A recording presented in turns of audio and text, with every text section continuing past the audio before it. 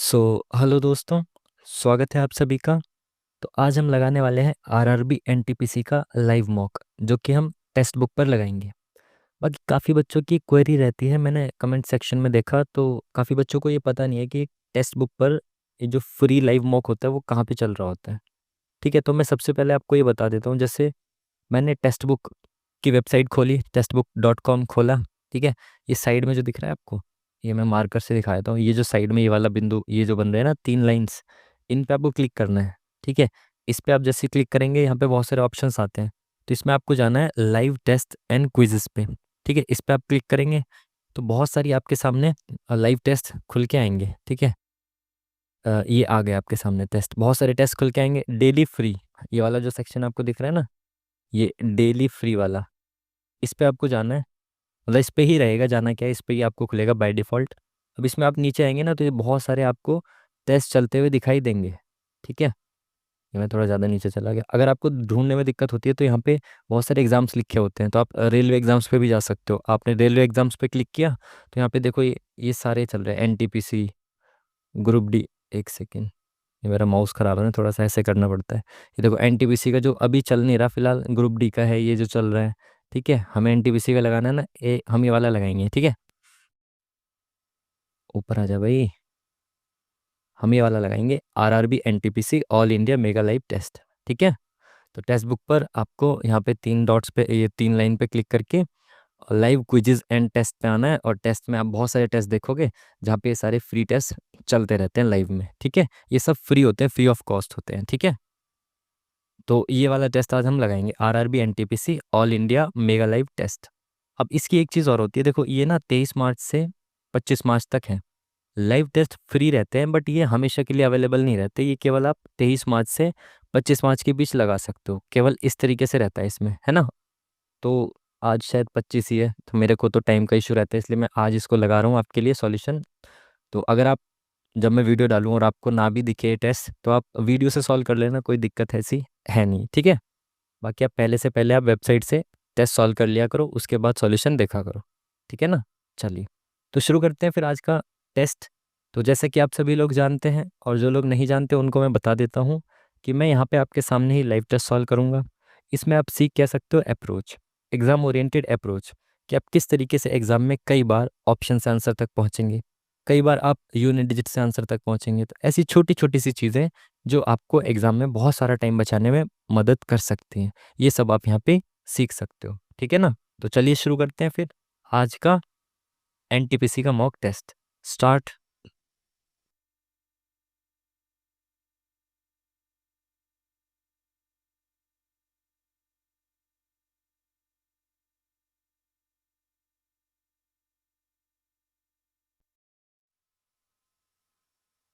चलिए फाइनली शुरू हो गया। और सबसे पहले वही चीज़ कि जैसे ही मेरा मार्कर आएगा ये नकली वाला, ये मार्कर तब चलता है जब स्क्रीन पॉज हो जाती है। ठीक है, तो ये मार्कर चलेगा तो स्क्रीन पॉज रहेगी, और स्क्रीन पॉज होने की वजह से आपको ये टाइम यहाँ पे रुका हुआ दिखेगा। बट ये रुका हुआ नहीं है, ये बैकएंड में टाइम चल रहा है। स्क्रीन पॉज होने की वजह से आपको लग रहा है कि टाइम यहाँ पे रुक गया है। जैसे ही मैं मार्कर हटाऊंगा आपको दिख जाएगा टाइम चलता हुआ। ठीक है ना। चलिए, तो आपको इंग्लिश में देखना है, आप इंग्लिश में क्वेश्चन को देख सकते हो, मैं हिंदी में इसका सॉल्यूशन कराता हुआ चलूंगा। इसने बोला 5 मीटर ऊंचे एक प्लेटफॉर्म के शीर्ष से किसी टावर का उन्नयन कोण। देखो 5 मीटर ऊंचा कोई प्लेटफॉर्म है ये वाला, इसके शीर्ष मतलब यहाँ से उन्नयन मतलब जो ऊपर की तरफ देखता है। ठीक है, उन्नयन कोण किसका, किसी टावर का, तो यहाँ पे कोई टावर होगा तो उसका उन्नयन कोण है ये वाला ना, ये ऊपर की ओर जो देखता है ये वाला उन्नयन कोण जो है ये 30 डिग्री है। ठीक है, बिल्कुल ठीक है। यदि टावर 45 मीटर ऊंचा है तो ये पूरा जो टावर है ना, इसकी लंबाई कितनी दे रखी है, इस टावर की 45 मीटर। ठीक है, तो टावर से प्लेटफॉर्म की दूरी ये बताना है आपको कि ये वाली जो दूरी है ना, ये वाली एक्स दूरी, ये आपको बतानी है। ठीक है, बहुत बेसिक चीज़ें होती हैं, इसमें कुछ नहीं करना होता। आपको क्या है कि आपको पहली बात तो ये पता है, लाल बटे कक्का, ये तो पता ही होगा, नहीं पता तो वो पंडित बद्री प्रसाद हर हर बोले वो वाला पता होगा। ठीक है, तो आपको ये दिख रहा है यहाँ पे ये क्या है, ये लंब होता है परपेंडिकुलर, और ये बेस होता है। ठीक है, क्योंकि ये 90 डिग्री का एंगल होता है, राइट एंगल ट्रायंगल होता है। तो इसमें हमें निकालना क्या है, ये नीचे वाला बेस निकालना है। और मुझे पता है, देखो इसकी पूरी लंबाई जो है 45 है, और ये वाली लंबाई 5 है, तो ये वाली हो जाएगी 40। ठीक है, अगर ये लंबाई 40 है और यहाँ की ये नीचे वाला बेस क्या है, एक्स है। तो मेरे को ये पता होता है एंगल कितना है, 30 डिग्री है। तो लंब बटा आधार, परपेंडिकुलर अपॉन में बेस बराबर क्या होता है, पी अपॉन बी होता है 10 डिग्री, 10 थीटा। ठीक है, 10 थीटा ही तो होता है ये, साइन कॉस टेन, ये लंब बटा आधार। अब यहाँ पे थीटा कितना है, 30 डिग्री। तो आपको ये भी पता होगा कि 10 30 कितना होता है, 1/√3, है ना। 10 30 होता है 1/√3। तो पी की वैल्यू कितनी है, एक। एक्चुअली में पी की परपेंडिकुलर कूलर की वैल्यू कितनी दे रखी है, 40।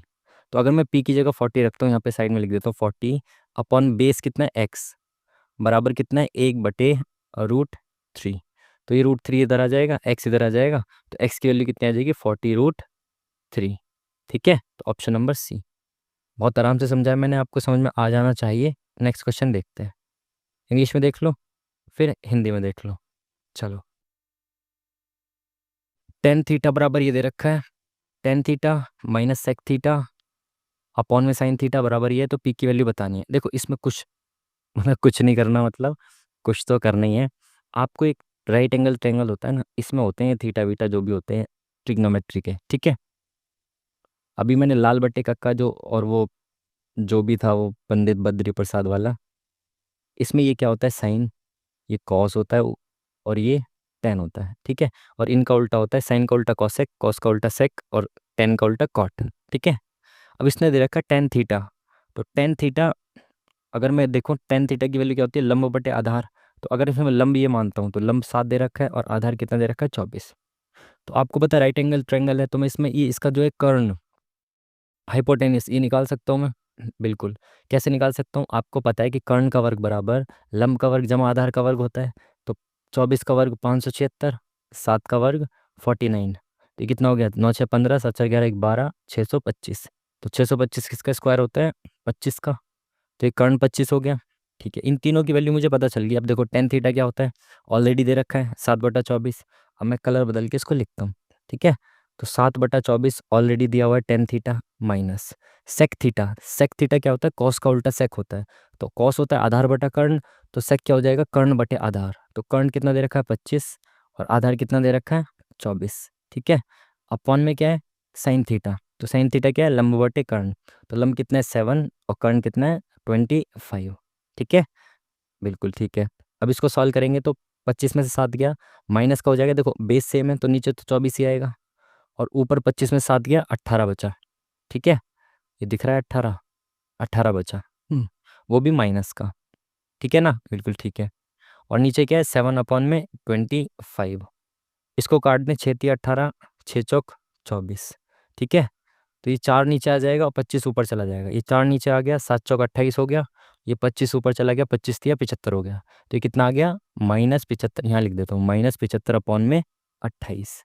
इसको दे क्या रखा है ये, -p/28। तो p की वैल्यू क्या हो गई, -p/28 है, तो माइनस p की वैल्यू क्या होगी, 75। Option number B. ठीक है, बहुत ईजी से, आराम आराम से मैंने आपको समझाया, इस तरीके से आपको इन क्वेश्चंस को करना होता है। ठीक है, चलिए नेक्स्ट क्वेश्चन देखते हैं। इसने क्या बोला, RSTUVW एक ही इमारत की 6 अलग अलग मंजिलों पर रहते हैं। ठीक है, इमारत में सबसे निचली मंजिल की संख्या 1, उसके ऊपर की 2, और इसी प्रकार चल रहा है, मतलब नीचे से 1 2 3 4 5 6 ऐसे चल रहा है मामला। ठीक है, ऊपर की मंजिल 6 है। टी और डब्ल्यू के बीच केवल 2 व्यक्ति रहते हैं। अब पता नहीं टी और डब्ल्यू कैसे बैठे हैं। टी सबसे ऊपरी मंजिल पर नहीं रहता, अब ये ऊपर वाली पे तो नहीं रहता, नीचे किस में रहता है ये भी नहीं पता। ना तो यू ना ही वी सबसे निचली मंजिल पर रहता है, नहीं कह सकते। केवल एक व्यक्ति एस के ऊपर रहता है। अब यहाँ से मुझे समझ में आ गया कि जो एस है इसके ऊपर केवल एक व्यक्ति रहता है। तो ये ऊपर वाला जो 6 नंबर है और नीचे वाला 5 नंबर है। ठीक है, ये मेरे को समझ में आ गया। यू टी के ठीक नीचे और वी के ठीक ऊपर रहता है। अब ये नहीं पता, लेकिन मैं इसके नंबर्स लिख देता हूँ, 4 3 2 1। ठीक है, 1 2 3 4 5 6, बिल्कुल। अब एक बार शुरू से दोबारा पढ़ते हैं। तो क्या था, टी और डब्ल्यू के बीच 2 व्यक्ति रहते हैं। तो टी और डब्ल्यू के बीच में या तो देखो टी यहाँ पे आना चाहिए, डब्ल्यू यहाँ आना चाहिए, या फिर डब्ल्यू यहाँ आना चाहिए और टी यहाँ आना चाहिए, ऐसा हो सकता है। और ये भी हो सकता है कि टी ऊपर आ जाए या डब्ल्यू ऊपर आ जाए। बट इसने ये बोला है कि टी सबसे ऊपरी मंजिल पर तो नहीं है। तो अगर टी सबसे ऊपर नहीं है तो या तो डब्ल्यू ऊपर होगा और टी यहाँ पे होगा। देखते हैं आगे क्या होता है। नेक्स्ट चलते हैं, देखते हैं। ना तो यू और ना ही वी सबसे निचली मंजिल पर रहता है। तो यू और वी सबसे निचली मंजिल पर तो नहीं रहते। ठीक है, केवल एक व्यक्ति हो गया था हमारा यू टी के ठीक नीचे। ठीक है, एक बार मैं इसको ऐसे बिठा के देखता हूँ, है ना, नहीं बनेगा तो दूसरा डायग्राम बनाएंगे फिर। सॉरी, यहाँ पे टी और डब्ल्यू के बीच में दो व्यक्ति हैं। यू जो है टी के ठीक नीचे, टी के ठीक नीचे यू है, और वी के ठीक ऊपर यू है। बिल्कुल ठीक है, और तो कुछ नहीं छूटा हुआ हमसे। ना तो यू ना ही वी सबसे निचली मंजिल पर नहीं है, बिल्कुल ठीक है, केवल एक व्यक्ति एस के ऊपर है। ठीक है, यू टी के ठीक नीचे वी के, बिल्कुल ठीक है। मंजिल सेकंड पे कौन है, वी दिख रहा है हमें यहाँ से, तो ये सेटिस्फाई कर गया। अगर मान लो टी और डब्ल्यू का यहाँ पे सेटिस्फाई नहीं करता, तो मैं दूसरा या तो यहाँ पे डब्ल्यू यहाँ पे टी बिठा के देखता, है ना। अगर मैं यहाँ पे टी बिठा के देखता तो टी के नीचे यू हो जाता और वी के ऊपर यू होता, लेकिन टी और वी तो नीचे नहीं हो सकते ना। ठीक है, तो ये वाला सेटिस्फाई कर गया, तो B is the correct answer. चलिए, 3 क्वेश्चन में हमने 10 मिनट खराब कर दी, जल्दी जल्दी से चलते हैं आगे, फिर एंड में हमारे पास टाइम नहीं बचता। हिंदी। वर्गाकार मैदान के चारों ओर पथ की चौड़ाई इतने मीटर है और इसका क्षेत्रफल यानी कि पथ का क्षेत्रफल इतना है। 100 रुपये प्रति मीटर की दर से मैदान की बाड़ लगाने की लागत क्या होगी। देखो, आपको ये समझ में आ रहा होगा क्वेश्चन क्या है। ये ऐसे है कुछ, ठीक है। ये पथ की चौड़ाई इसकी, ये रास्ते की चौड़ाई दे रखी है 4.5 मीटर। ठीक है, और इसका जो ये वाला जो एरिया है ना, ये पथ, इसका जो एरिया है ये दे रखा है 105.75, है ना। तो आपको पता होगा बड़े वाले का एरिया माइनस छोटे वाले का एरिया स्क्वायर का बराबर माइनस करके आता है ये वाला पथ का एरिया। ठीक है, वो तरीका हो गया बहुत पुराना, है ना। अब आपको सीधा पता होना चाहिए कि जो पथ का एरिया होता है ना, पथ का एरिया वो होता है हमारा 2a प्लस 2w, और ब्रैकेट में बाहर भी 2w। ये होता है पथ का एरिया, मतलब इस वाले का एरिया जो ऑलरेडी दिया हुआ है। ठीक है, कलर बदल दें, बदल देते हैं। यहाँ पे ए क्या होता है, स्क्वायर की भुजा, और डब्ल्यू क्या होती है, विड्थ, मतलब चौड़ाई, इसकी चौड़ाई। अब देखें, 2a प्लस 2w, डब्ल्यू कितना है, मतलब विड्थ कितनी है 4.5, तो डबल कितना हो गया 9, और बाहर भी इसके 9, और दे कितना रखा है इसका क्षेत्रफल 105.75। ठीक है, तो ये 9 इसके नीचे आ जाएगा, बिल्कुल इसके नीचे आ जाएगा। तो इससे काटें इसको, कितना आएगा, 9 एकम 9, 9 एकम 9, 6 इधर गया, 9 सत्ते 63, 9 पंजे 45। ठीक है, ये 9 नीचे आ गया, तो ये वाला 9 यहाँ से खत्म हो गया। अब यहाँ पे प्लस का 9 है तो इधर आके माइनस का 9 हो जाएगा, तो ये भी यहाँ से खत्म हो जाएगा। तो कितना बचा, 9 और 2 11, 2.75। तो ये आ गया 2a, 2a की वैल्यू ये आ गई, बिल्कुल ठीक है। और करना क्या है, मैदान के चारों ओर बाड़ लगानी है। तो अगर चारों ओर बाड़ लगानी है तो आपको करना क्या पड़ेगा, उसके परिमाप पर बाड़ लगानी पड़ेगी ना। तो परिमाप क्या होता है, 4a होता है, और 2a मेरे को मिल गया, ये 2.75। 2.75 अगर 2a है तो 4a के लिए इंटू 2 कर दूंगा, तो ये कितना हो जाएगा, 2 पंजे 10, 7 दूनी 14, 1 15, 2 4 1 5, 5.50 मीटर। ठीक है, लगाने किस रेट से, 100 रुपये प्रति मीटर से, इंटू 100 करूँगा कितना आ जाएगा, 550। तो option number B is the correct answer. ठीक है, वो तरीका पुराना हो गया कि बड़े स्क्वायर में से माइनस छोटा करोगे, बहुत ज़्यादा लेंदी हो जाता है। ठीक है, चलिए, भारत का सबसे बड़ा बॉक्साइट उत्पादक राज्य कौन सा है। बॉक्साइट सबसे ज़्यादा होता है भाई अपना उड़ीसा में। ये PYQ का ऑलरेडी पूछा गया है, इंग्लिश हिंदी के। अब देखो, इस वाले क्वेश्चन में क्या करना होता है आपको, पहले से पहले का लिंक और पहले से लास्ट का लिंक सबसे पहले चेक करते हैं। 80-90% केसेस में यहाँ से आंसर आ जाता है। के से HHIJK -3, आई से FF। देखो मैं यहाँ से काउंट करता हूँ, FGHI -3, यहाँ से हो रहा है तो -3, यहाँ से हो रहा है तो +3। KLMN -3, DEFG -3, सब में -3 हो रहा है, तो यहाँ से आ जाएंगे, सब में -3 होगा, तो 6 से -3 करेंगे 3 आएगा, तो सब में 3 है। R 18 18 में से माइनस करेंगे कितना आएगा, 15, तो O आएगा, OPQR। तो इसमें O नहीं है, इसमें O नहीं है। K कितना होता है, 11 11 में से 3 करेंगे -8 आएगा, सब दोनों में 8 है। M में -3 करेंगे कितना आएगा, 10, तो JKLM, तो J आना चाहिए, ये ऑप्शन खत्म। Option number D is the correct answer. चलिए नेक्स्ट क्वेश्चन। बाकी कई बार हो सकता है भाई कि हम छोटा सिली मिस्टेक्स कर दें और क्वेश्चन गलत हो जाए, जैसा कि होता भी है, तो उसके लिए मुझे माफ़ करना।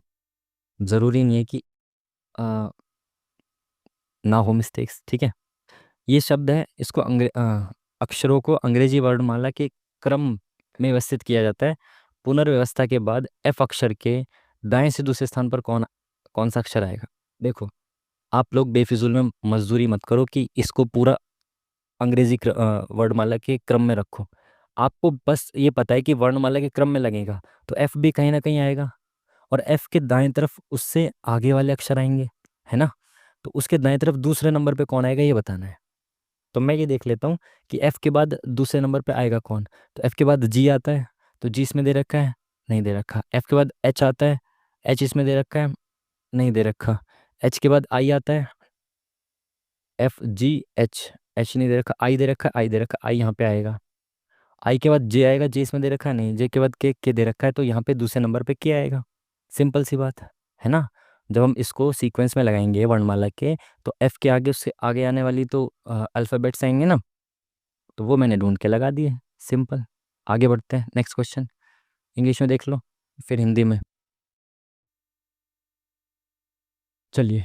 हम्म, तो एक, यदि एक जैसे चार पाइप 2 घंटे 15 मिनट में एक टैंक को भर सकते हैं, उसी प्रकार के 5 पाइप उस टैंक को भरने में कितना समय लगाएंगे। आई थिंक ये पहले भी क्वेश्चन आ गया। इसमें M1W1 लगाते हैं, M1W1 बराबर M2W2। ठीक है।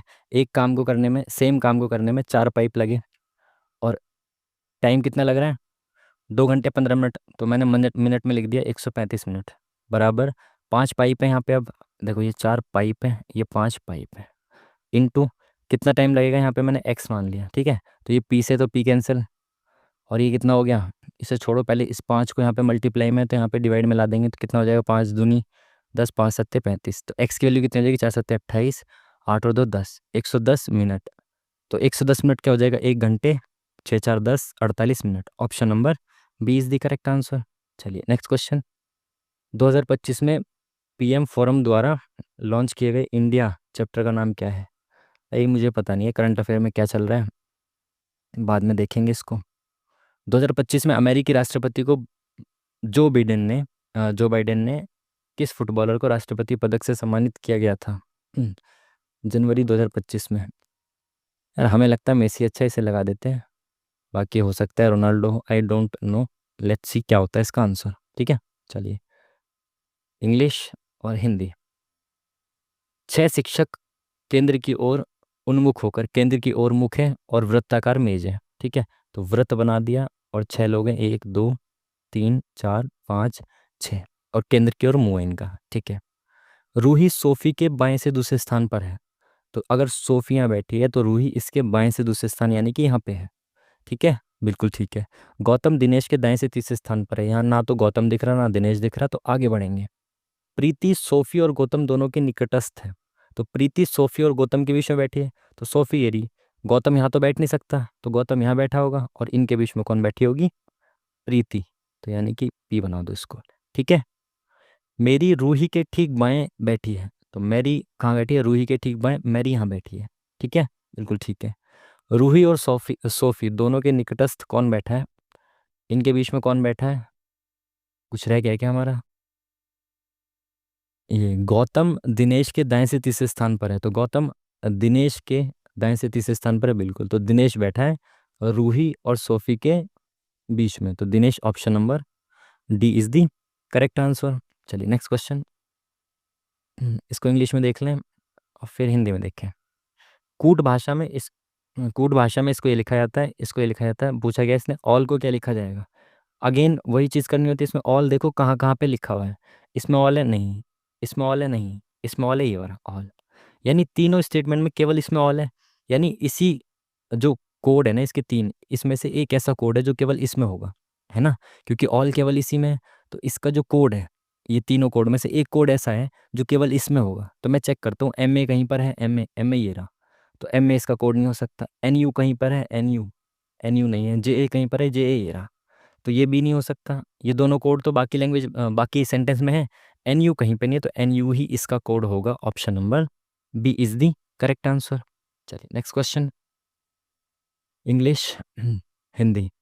दुनिया में सबसे बड़े मेट्रो नेटवर्क के मामले में भारत की वर्तमान रैंक क्या है। ये तो अभी मैं न्यूज़पेपर में पढ़ रहा था, शायद 8 10 दिन पहले की बात है।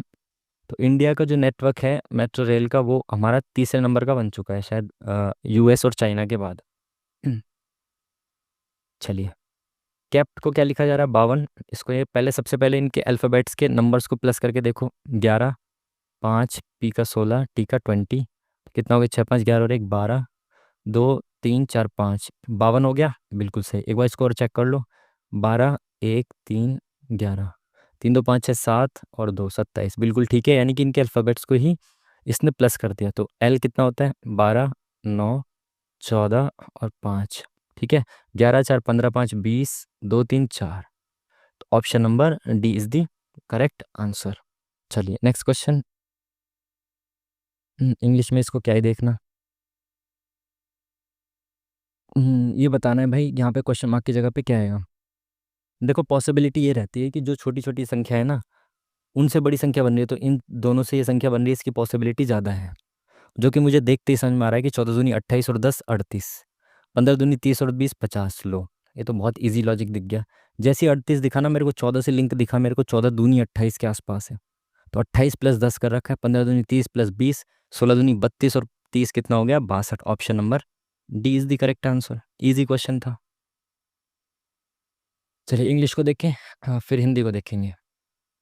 टेनिस संबंधित है कोर्ट से, उसी प्रकार बॉक्सिंग किससे संबंधित है। टेनिस कोर्ट में खिलाया जाता है, बॉक्सिंग कहाँ पे खिलाया जाता है, रिंग में खिलाया जाता है। चलिए इंग्लिश में देख लो इसको, अब हिंदी में देख लो। एक आंकड़े के लिए यदि माध्य इतना है, माध्य कितना है, तो प्रयोग सिद्ध सूत्र के प्रयोग करने पर बहुलक। अबे सीधा बहुलक पूछ लो यार। तो बहुलक क्या होता है, अगर माध्य और माध्यक दिया हो तो बहुलक यानी कि मोड होता है भाई, 3 मीडियन, 3 माध्यक जमा जमा नहीं माइनस होता है शायद, हाँ -2 माध्य, ये होता है ना। 3 माध्यक माइनस ही होता है ना, हाँ माइनस होता है आई थिंक, हाँ सब भूल गया मैं। तो भाई बहुलक क्या हो जाएगा, 3 माध्यक, तो माध्यक कितना दे रखा है 32, तो 32 में 3 गुना करेंगे कितना, 3 दूनी 6 3 3 9, -2 माध्य यानी 28 दूनी 56 56 और 1 57। तो इसमें 57 घटाएंगे तो एन में कितना आएगा, 16 में से 9 3। Option number B is the correct answer. ठीक है, ये फॉर्मूला होता है, याद रखना है। जब माध्यक और माध्य दिए होते हैं तो इस तरीके से आप निकाल सकते हो बहुलक को। ठीक है, ये सीजीएल के मेंस में पूछा गया था 22 23 वाले में शायद। निम्नलिखित में से किस में जेनेटिक इंजीनियरिंग शामिल है। जेनेटिक इंजीनियरिंग, जो जीन की क्रांति हो गई, आई थिंक इसमें होनी चाहिए ना। बाकी सब क्रांतियों में जेनेटिक इंजीनियरिंग का तो कनेक्शन नहीं होना चाहिए ना। हम्म, लगाते हैं, देखते हैं क्या होता है। इंग्लिश, हिंदी। किसी विद्यालय में लड़कियों और लड़कों की संख्या का अनुपात यह है, यदि लड़कियों और लड़कों की संख्या में क्रमशः इतने प्रतिशत की वृद्धि होती है तो नया अनुपात क्या है, ये बताना है। देखो लड़कियां मतलब गर्ल्स, लड़कियां मतलब बॉयज़, इनका रेशियो कितना है, 2:7 है ना। लड़कियों की संख्या में 15% की वृद्धि हो रही है, तो 2 का 15% नहीं निकाल सकता। अब रेशियो तो अगर मैं इसमें 0 बढ़ाता हूँ तो इसमें भी 0 बढ़ा दूँ, रेशियो पे तो कोई फर्क नहीं पड़ेगा ना, बिल्कुल नहीं। तो अब मैं क्या कह रहा हूँ, ये क्वेश्चन क्या कह रहा है कि लड़कियों में 15% बढ़ा दो। तो लड़कियों का 15% बढ़ाना है, तो 10% 2 और 5% 1, यानी कि 3 बढ़ गया इस पे, है ना। 15% निकाल दिया ना मैंने, ठीक है। अब इसने क्या कहा, लड़कों की संख्या में 20% बढ़ गया, तो 10% 7, 20% 14, तो यानी कि 84 हो गया। नया अनुपात ये हो गया 23 और 84। Option number 1 is the correct answer. चलिए नेक्स्ट क्वेश्चन। मिरर इमेज बताना भाई, मिरर इमेज एम एन पर। तो अगेन वही चीज़, आपको ऑप्शन से चेक करना आंसर। सबसे पहले 6 दिख रहा है आपको, तो ये 6 ऐसे बनेगा, तो ये 6 ऐसे इसमें तो नहीं बन रहा, तीसरा ऑप्शन खत्म। उसके बाद ये बी है, तो बी कैसे बनेगा, ये सीधा बी का भी तो नहीं रहेगा, ये ऑप्शन खत्म। उसके बाद ऑप्शन में देखते चलो, यहाँ पे बी, यहाँ पे बी, चेक मत करो, यहाँ 7, यहाँ 7, यहाँ एम, यहाँ एन, सॉरी यहाँ एन, यहाँ एम। तो एन और एम में से क्या है, एम 7 के बगल में एम है, तो एन खत्म। Option number B is the correct answer. English कर लिया, हिंदी देखें। बोल क्या रहे, माध्यिका निकालनी है। माध्यिका अगेन वही चीज़ आपको पता होना चाहिए, माध्यिका क्या होती है। इन सबको आपको अरेंज करना है, किस में, असेंडिंग डिसेंडिंग ऑर्डर में। और बीच में जो आता है ना वो होता है माध्यिका। तो मैं देखूं कितने, 1 2 3 4 5 6 7 8 9 10। तो 10 में से जो पांचवा और छठा होगा, इनके बीच की संख्या होगी माध्यक या माध्यिका, सॉरी, ठीक है। तो अब देखें पांचवी और छठी संख्या तक पहुंच जाएं अगर अरेंज करते करते, तो सबसे पहले देखें, एक है क्या, एक नहीं है, दो हैगा, दो, तीन हैगा क्या, तीन हैगा, और तीन एक और बार हैगा, देखो तीन 2 बार है, ठीक है।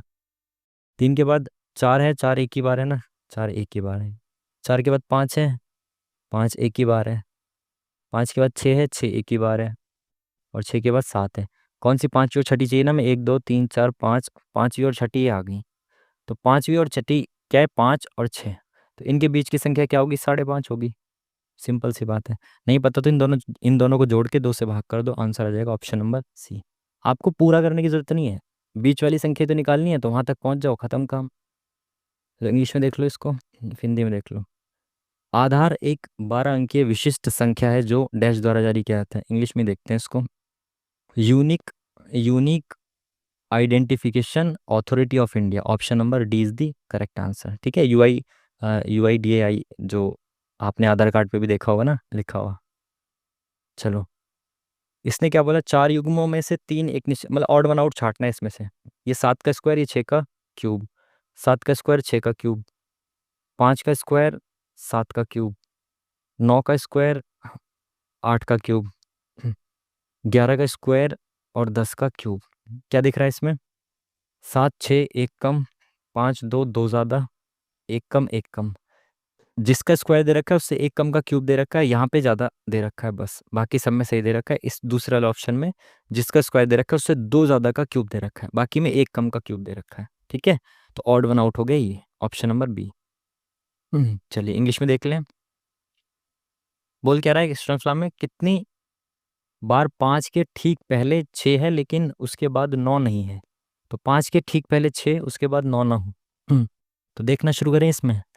इसमें नहीं हो सकता, बाद में 9 है, तो इसमें है 1 5 5 5, इसमें नहीं हो सकता, एक ही हुआ है ना अभी तक, 1 2, ये नहीं हो सकता, 3 है ना। 5 के ठीक पहले 6, बाद में 9 नहीं है, तो 5 के ठीक पहले नहीं, 5 के ठीक पहले 6, 1 2 3, ऑप्शन नंबर 1।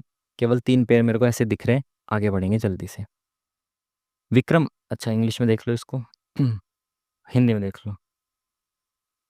विक्रम एक पुस्तक के अंकित मूल्य पर इतने इतने प्रतिशत की 2 क्रमिक छूटें देता है जो 252 रुपए की एकल छूट के बराबर है। यदि क्रम मूल्य इतना है तो विक्रम उस पुस्तक पर कितना लाभ प्राप्त करेगा। अंकित मूल्य पर 2 छूट देता है जो कि इसके बराबर है। तो पहले मैं अंकित मूल्य निकाल लेता हूँ। तो अंकित मूल्य की 2 छूट का एकल छूट निकाल दूँ तो आपको पता है 2 छूट बराबर होती है सक्सेसिव डिस्काउंट, और सक्सेसिव क्या होता है, x plus y minus x into y upon में 100। तो 20 और 10 30, माइनस 20 गुना 10 200 बटा 100 2, और ये आ गया 28%। तो एकल छूट कितनी होगी, 28%, यानी कि विक्रम मूल्य का 28% कितना दे रखा है, 252, है ना। 252 की छूट देता है, 28% मतलब 252 की छूट देता है। तो अगर मैं अंकित मूल्य निकालना चाहूँ तो 28% की वैल्यू 252 दे रखी है, तो 1% की वैल्यू ये आ गई 252/28, और 100% की इंटू 100, ये क्या आ गई 100% की वैल्यू। तो ये किससे कट रहा है, 4 7 28, 4 6 24, 7 12, 7 9 63। तो भाई अंकित मूल्य 900 है। ठीक है, अब आगे क्या बोला था इसने, कॉस्ट प्राइस 600 है। तो अगर कोई चीज़ 600 रुपये की खरीदी है, अंकित मूल्य 900 है, और उसमें छूट कितने की दे रहा है, 252 की, है ना। तो 252 इसमें से मैं माइनस करता हूँ तो कितना बचेगा, 250 हटा दो, 300 हटा दो, तो 648। तो 600 रुपये की चीज़ 648 में बेच रहा हूँ, यही पूछ रहा है कितना लाभ होगा, तो 48 रुपये का लाभ होगा। Option number D is the correct answer. चलिए नेक्स्ट क्वेश्चन जल्दी जल्दी से, इंग्लिश में देख लें इसको, अब हिंदी में देख लें। GHIJTL एक परिवार के 6 सदस्य हैं। जी और एच विवाहित युगल हैं सॉरी। जी और एच का संबंध है अच्छा वाला, विवाहित है ये। ठीक है, एच एल की पुत्र वधु है, तो एल जो है, ये एच जो है वो पुत्र वधु है, एच जो है वो पुत्र वधु है एल की, तो एल का पुत्र ये है और इसकी वधु एच है। जे आई का इकलौता पुत्र है, आई और जे का कनेक्शन नहीं दिख रहा।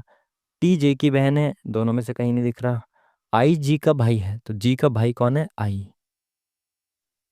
आई जी का भाई है। ठीक है, अब दोबारा से पढ़ते हैं।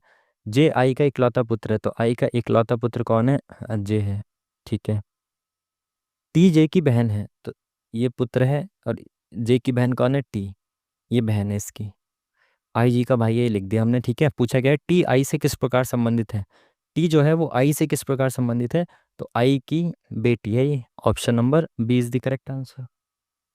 ठीक है जी। चलिए नेक्स्ट क्वेश्चन इंग्लिश में देख लें और हिंदी में देख लें। निम्नलिखित में से किसे राष्ट्रपति द्रौपदी मुर्मू द्वारा दिल्ली उच्च न्यायालय का न्यायाधीश नियुक्त किया गया है? ये तो न्यूज़ में रहा था भाई, ये न्यूज़पेपर में भी था। अजय दिगपॉल और हरीश वैद्यनाथन शंकर, आई थिंक ये दोनों थे। दिगपाल, ये दोनों का नाम मैं शायद न्यूज़पेपर में पढ़ रहा था। इसको देखते हैं, बाद में देखते हैं ना। इंग्लिश और हिंदी। ठीक है, अब देखो इसमें आपको आइडेंटिटीज याद होनी चाहिए। जैसे इसमें हम वैल्यू पुट कर सकते हैं क्या? वैल्यू पुट करें तो 3 दूनी 6, 3 तिया 9, ये ज़ीरो बन जाएगा। लेकिन यहाँ पे ज़ीरो नहीं बना सकते, तो वैल्यू पुट नहीं कर सकते। आइडेंटिटी ही आपको याद होनी चाहिए। आइडेंटिटी क्या है? अब देखो ये क्या है, 2x 3x, ये इसका क्यूब दे रखा है। ये अगर ये a है, ये b है, तो ये a का क्यूब दे रखा है और ये b का क्यूब दे रखा है ना? क्यूब का रखा है ना, ठीक है।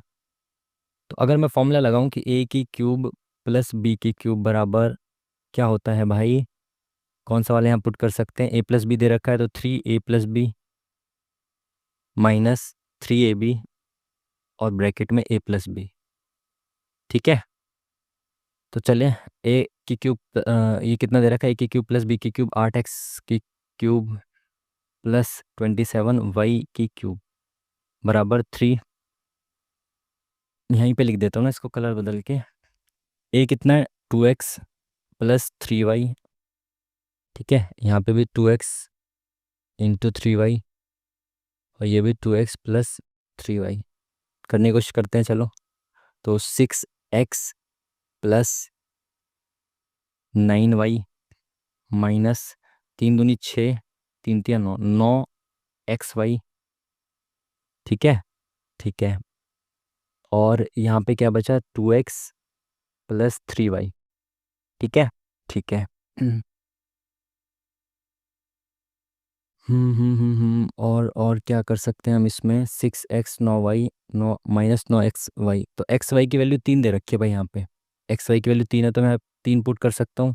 तो 6x प्लस 9y माइनस 9 तिया 27, दूनी 54, 54x प्लस 27 तिया 81, सॉरी 27 तिया 25 तिया 75, 2 तिया 6, 81 तो होता है।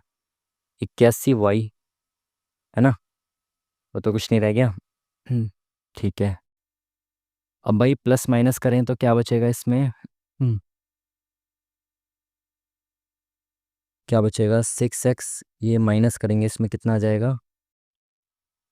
प्लस 90y, ये तो आ गया 90y माइनस ये कितना आ गया? 48x। ठीक है, हाँ तो बराबर ये आ गया। ये आ गया बराबर। तो अगर इसमें मैं कॉमन लेना चाहूँ तो क्या ले सकता हूँ? 6 कॉमन ले सकता हूँ ना? 6 कॉमन ले सकता हूँ।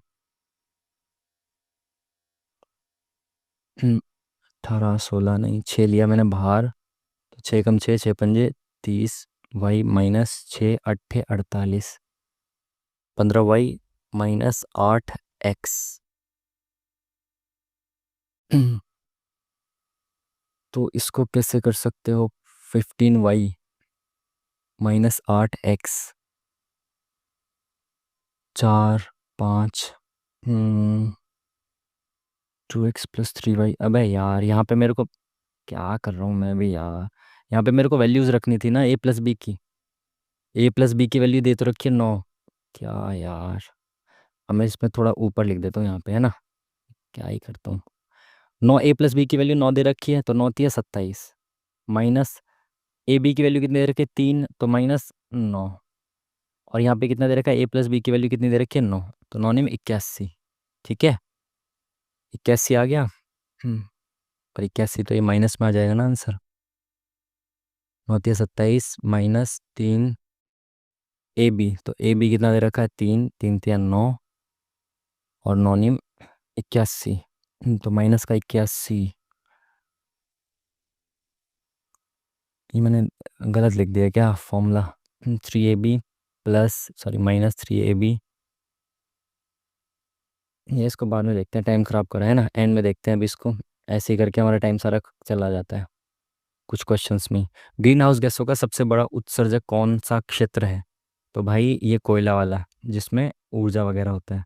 और ऊर्जा वगैरह जो है, ऊर्जा का जो क्षेत्र है वो बिजली बनाने वगैरह में है ना, जिसमें कोयला आता है। फिल्म मनोरंजन से संबंधित है, तो शिक्षा, शिक्षा किससे संबंधित है? ज्ञान से, है ना, ज्ञान मिलती है ना, ज्ञान मिलता है ना शिक्षा में, ठीक है। इंग्लिश, हिंदी।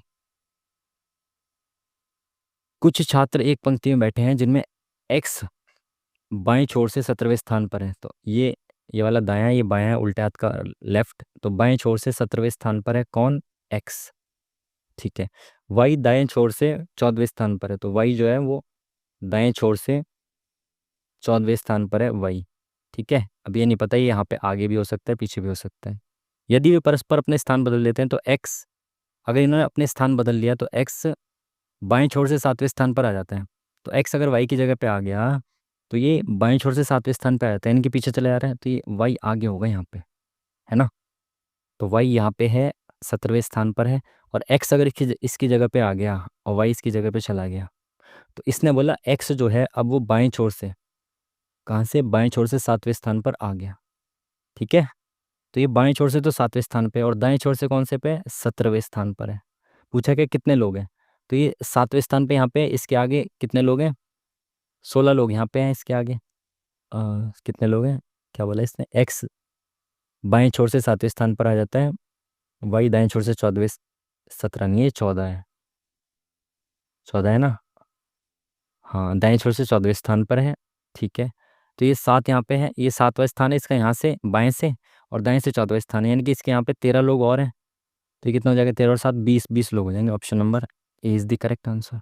चलो नेक्स्ट, जल्दी जल्दी से चलते हैं, टाइम जाता हुआ बहुत तेज़ी से। पाल राजवंश ने 9वीं और 12वीं शताब्दी के बीच पाटलिपुत्र से पूर्व शासन। पाल वंश की राजधानी क्या थी? पाल वंश की राजधानी थी आई थिंक मुंगेर। हम्म, चलिए, इंग्लिश, हिंदी। ए का अर्थ है भाग, बी का अर्थ मतलब साइन रखना है इनकी जगह पे, तो 36, बी का अर्थ क्या है? इंटू 17। डी का अर्थ क्या है भाई? डी का अर्थ है -59, और सी का अर्थ क्या है? +2 to 4, और ए का अर्थ क्या है?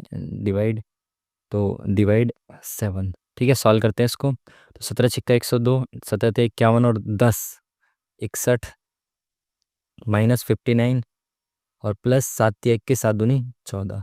तो इसमें 32 प्लस करें, 2 2 4, 3 3 4 6, इसमें से 59 का 10 कितना बचेगा? 14 में से 9 गया 5, 13 में से 5 गया 8, और 5, 585। Option number C is the correct answer.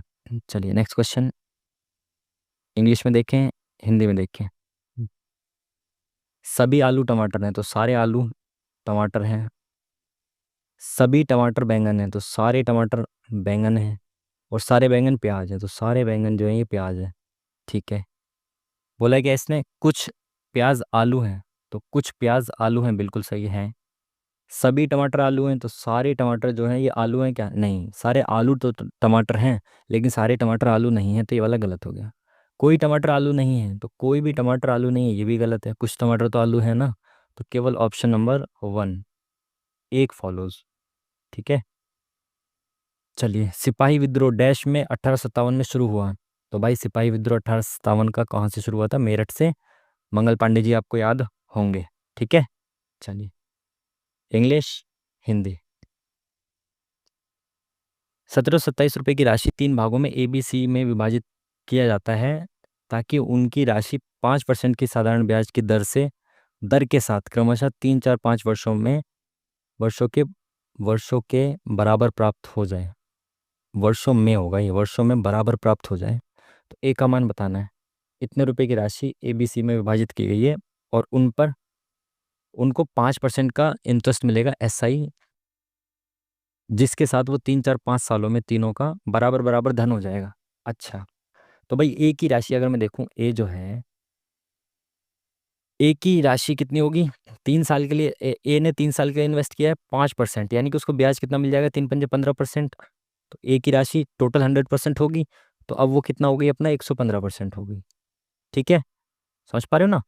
ए ने जितना भी इन्वेस्ट किया होगा, 3 साल के लिए इन्वेस्ट किया, 5% रेट है, तो 15% उसको मिला होगा, तो वो अपना 115% हो गई, ठीक है। रेशियो बी ने 5% कितने वर्ष के लिए, 4 के लिए, तो 4 पंजे 20, तो बी हो गया 120%। ठीक है, बी का 120% हो गया। सी कितना है, 5 वर्ष के लिए, 5 पंजे 25, तो सी हो गया 125%। ठीक है, 100 सब में नीचे, तो 100 से 100 खत्म। अब और क्या, 5 से काट सकते हो क्या, आप कलर बदल के काट दो। तो इसको काटे 5 से, तो 5 दूनी 10, 5 तिया 15, 5 दूनी 10, 5 चौक 20, 5 दूनी 10, 5 पंजे 25। ठीक है, तो अब ए बी सी का रेशियो निकालने की कोशिश करें।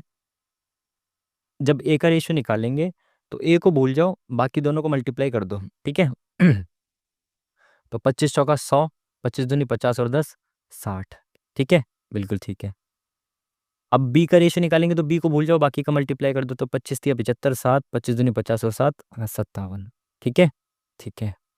सी का, सी को भूल जाओ, बाकी की 24 तिया 72, 7, 24 दूनी 48, 50 और 5 55। ठीक है, तो ये इनकी राशि इनको प्राप्त होगी। ठीक है, बिल्कुल ठीक है। और 1727 रुपये हैं टोटल मिला के, तो ये कितना हो रहा है, 5 और 2 7, 7 5 12, 5 10 15 16 17, तो 1727 ही बैठ रहा है, यानी कि सबकी जो है वही आ रही है। तो क्या पूछा है, ए का मान 600 आ रहा है, तो option number D is the correct answer. ठीक है जी, बिल्कुल ठीक है। इंग्लिश में देखें इसको, अब हिंदी में देखें। चलिए, एक लंबवृत्तीय बेलन और एक गोले का वक्र पृष्ठीय क्षेत्रफल बराबर है, कर्व सरफेस एरिया बराबर है। गोले और बेलन की त्रिज्याएं ये दे रखी है, तो बेलन का टोटल सरफेस एरिया बताना है। देखो, बेलन का जो सी एस से होता है वो तो 2 पाई आर एच बराबर है, गोले के वक्र पृष्ठ मतलब 4 पाई आर स्क्वायर के बराबर है। ठीक है, गोले की त्रिज्या कितनी दे रखी है, 2, और बेलन की 3। तो अगर इसमें हम रखें तो 2 पाई, और त्रिज्या कितनी दे रखी है, आर, यहाँ पे किसकी, बेलन की, तो बेलन की 3 दे रखी है, और 3 × H। ठीक है, बिल्कुल। 4 पाई आर कितनी दे रखी है, 4, 2 दे रखी है, 2 दूनी 4, तो ये कितना हो गया, 3 दूनी 6 पाई H बराबर कितना हो गया, 4 चौक 16 पाई। ठीक है, बिल्कुल ठीक है। पाई से पाई कैंसिल, H बराबर आ जाएगा 16/6, यानी कि 2 × 8 = 16, 2 तिया 6। तो इसकी H आ गई 8/3, ये आ गई 8/3 इसकी H। पूछा गया है बेलन का कुल पृष्ठीय क्षेत्रफल, तो 2 पाई आर और R+H, यही तो होता है कुल पृष्ठीय क्षेत्रफल। तो 2 पाई, पाई में दे रखा तो पाई को रहने दो। आर कितनी थी बेलन की आर थी 3, और यहाँ पे आर कितना था हमारा 3, और H कितनी है, 8/3। ठीक है, बिल्कुल ठीक है। तो ये कितना हो गया, 6 पाई, और ब्रैकेट में 3 तिया 9, 9 8 17, 17/3, और 3 से गया 3 दूनी 6, 17 दूनी 34, 34 पाई। Option number C is the correct answer. ठीक है जी, चलिए नेक्स्ट क्वेश्चन। इंग्लिश में देखना चाहते हो, इंग्लिश में देख लो, फिर हिंदी में। पूछा क्या है इसने क्वेश्चन, भौतिकी, रसायन विज्ञान और गणित वर्ग में ए और बी भागों में छात्रों का अनुपात ज्ञात कीजिए। भौतिकी, रसायन विज्ञान और गणित, इन तीनों में ए और बी में रेशियो निकालना है। तो देखो, 0, 5 5 10, 0, 1 4 5 7 5 12 और 3 15, तो ए में आगे भी 1500, बी में कितने, 6 4 10 5 1500। लो भाई, 1:1, option number C is the correct answer. कहाँ गया सी। चलिए, इंग्लिश, हिंदी। टाइम बहुत ज़्यादा हो गया, 40 क्वेश्चन में हमारे बहुत सारा टाइम निकल गया, 40 मिनट निकल चुके हैं। एक समबाहु त्रिभुज की भुजा इतने प्रतिशत वृद्धि की जाए तो उसके क्षेत्रफल में कितने प्रतिशत की वृद्धि होगी। देखो, समबाहु त्रिभुज का क्षेत्रफल होता है √3/4 है ना। तो यहाँ पे भुजा में वृद्धि होगी तो 2 बार वृद्धि होगी, तो 34% का 2 बार वृद्धि होगी, है ना। तो डिस्काउंट तो आपको पता है, तो सक्सेसिव इंक्रीज क्या होता है, x+y प्लस में, डिस्काउंट में माइनस करते हैं, अब यहाँ पे इंक्रीज हो रहा है तो प्लस करते हैं xy/100। तो x+y कितना हो गया, 2 बार इंक्रीज होगा, 34 तो ये हो गया 68%, प्लस इनकी मल्टीप्लाई x × y, तो 34 × 34/100। तो इसको काटें तो 2 एकम 2, 2 × 7 = 14, तो 50 हो गया। तो फिर से 2 एकम 2 = नीचे 25 हो गया, तो ये कितना आ जाएगा, 289 हो जाएगा ना, 17 का स्क्वायर नीचे 25, तो ये कितना आ जाएगा, 25 एकम 25, ये 3 इधर चला जाएगा तो 25 एकम 25, 1 1 समथिंग आएगा। तो इसमें एक एक जोड़ देंगे तो कितना, 79 पॉइंट समथिंग। तो option number B is the correct answer. ठीक है, आप इस तरीके से कर सकते हो। ये किसी में भी अगर आयत का क्षेत्रफल बढ़ाना है या फिर जिसका भी बढ़ाना है, ठीक है।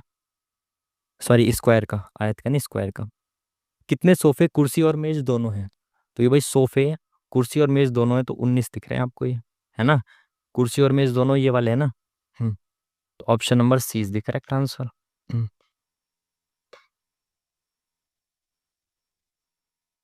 इंग्लिश, हिंदी।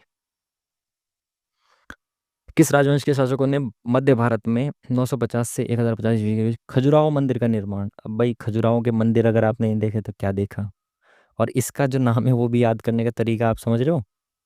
खजुराहो के मंदिर ऐसे हैं कि नाम भी आपको याद हो जाना चाहिए। चंदेल राजाओं ने इसका निर्माण कराया था। ठीक है। चलिए, हिंदी। दुर्लभ बैंडेड रॉयल तितली को पहली बार त्रिपुरा में कहाँ दर्ज किया गया है? करंट अफेयर का पता नहीं है, लेकिन इसमें ये देख सकते हैं हम, डंपा जो है, आई थिंक डंपा जो है ये शायद मेघालय या मिजोरम में है आई थिंक। कांचीन का पता नहीं। सिपाही जाला ये तो त्रिपुरा में है। सिपाही जाला त्रिपुरा में है। न्योरा आई थिंक पश्चिम बंगाल में है। तो त्रिपुरा की बात चल रही है ना, तो आई थिंक त्रिपुरा में तो यही दिख रहा है मेरे को। तो एक बार गेस करते हैं ना, लॉजिकल गेस। देखते हैं क्या रहता है। इंग्लिश में देखें इसको। मच्छर हो गया यार, मच्छर लग रहे हैं भाई। हम्म, हिंदी। एक लड़के की ओर इशारा करते हुए, संकेत करते हुए वीना ने कहा, वह मेरे दादा। तो वीना के दादा यानी इनके पिताजी के पिताजी के इकलौते पुत्र ये, इकलौते पुत्र का पुत्र है तो इनका भी पुत्र है, यानी इनका कोई भाई होगा। तो लड़का वीना से किस प्रकार संबंधित है? तो भाई, भाई है ना इनका। तो भाई option number B is the correct answer. आगे बढ़ते हैं भाई, इंग्लिश में देखें इसको। और फुल फॉर्म पूछ रहा तो इंग्लिश में देख लेते हैं, ठीक है। तो वायरस की फुल फॉर्म पूछ रहा है ना, vital information resources under under seize, ये होती है। Option number 1 is the correct answer. Hindi में देखें इसको। किस राज्य में विधान परिषद नहीं है? तो भाई विधान परिषद किस में नहीं है? कर्नाटक, महाराष्ट्र, तेलंगाना, केरल में विधान परिषद नहीं है। ठीक है, 7 राज्यों में आई थिंक है, छः राज्यों, 6 7 राज्यों में है, बाकियों में नहीं है। ठीक है। इंग्लिश में देखना चाहते हो इंग्लिश में देख लो, हिंदी में देखना चाहते हो हिंदी में देख लो। विष्णु के 5वें अवतार को डैश के अवतार के रूप में जाना था? भाई विष्णु जी के आपको 10 अवतार पूरे याद होने चाहिए ना। पहला मत्स्य, कूर्म, वराह, नरसिंह, वामन। वामन 5वां हो गया। फिर उसके बाद परशु, फिर राम कृष्ण, फिर बुद्ध और फिर कल्कि। कल्कि जी ने अवतार ले लिया, आपको पता होगा, आईआईटी वाले बाबा। तो, तो वो बहुत न्यूज़ में चल रहे हैं, वो कल्कि का अवतार बता रहे हैं खुद को। तो अगर आपने दर्शन नहीं किए हैं तो दर्शन कर लें। दो दो व्रत एक दूसरे को बाह्य रूप से स्पर्श करते हैं, तो 2 व्रत हैं। अ- अरे यार, स्पर्श हो जा, हो जा, हो गया स्पर्श।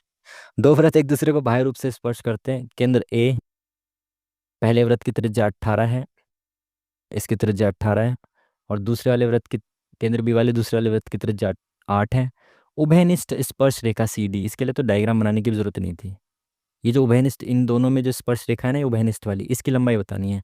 और आपको ये पता होना चाहिए कि जो उभयनिष्ठ जो स्पर्श रेखा होती है, इसकी लंबाई होती है आपकी 2 रूट बड़ी आर इंटू छोटी आर, ये होती है ना। हाँ, तो 2 रूट में बड़ी आर कितनी है इसकी, 18, और छोटी आर कितनी है, 8।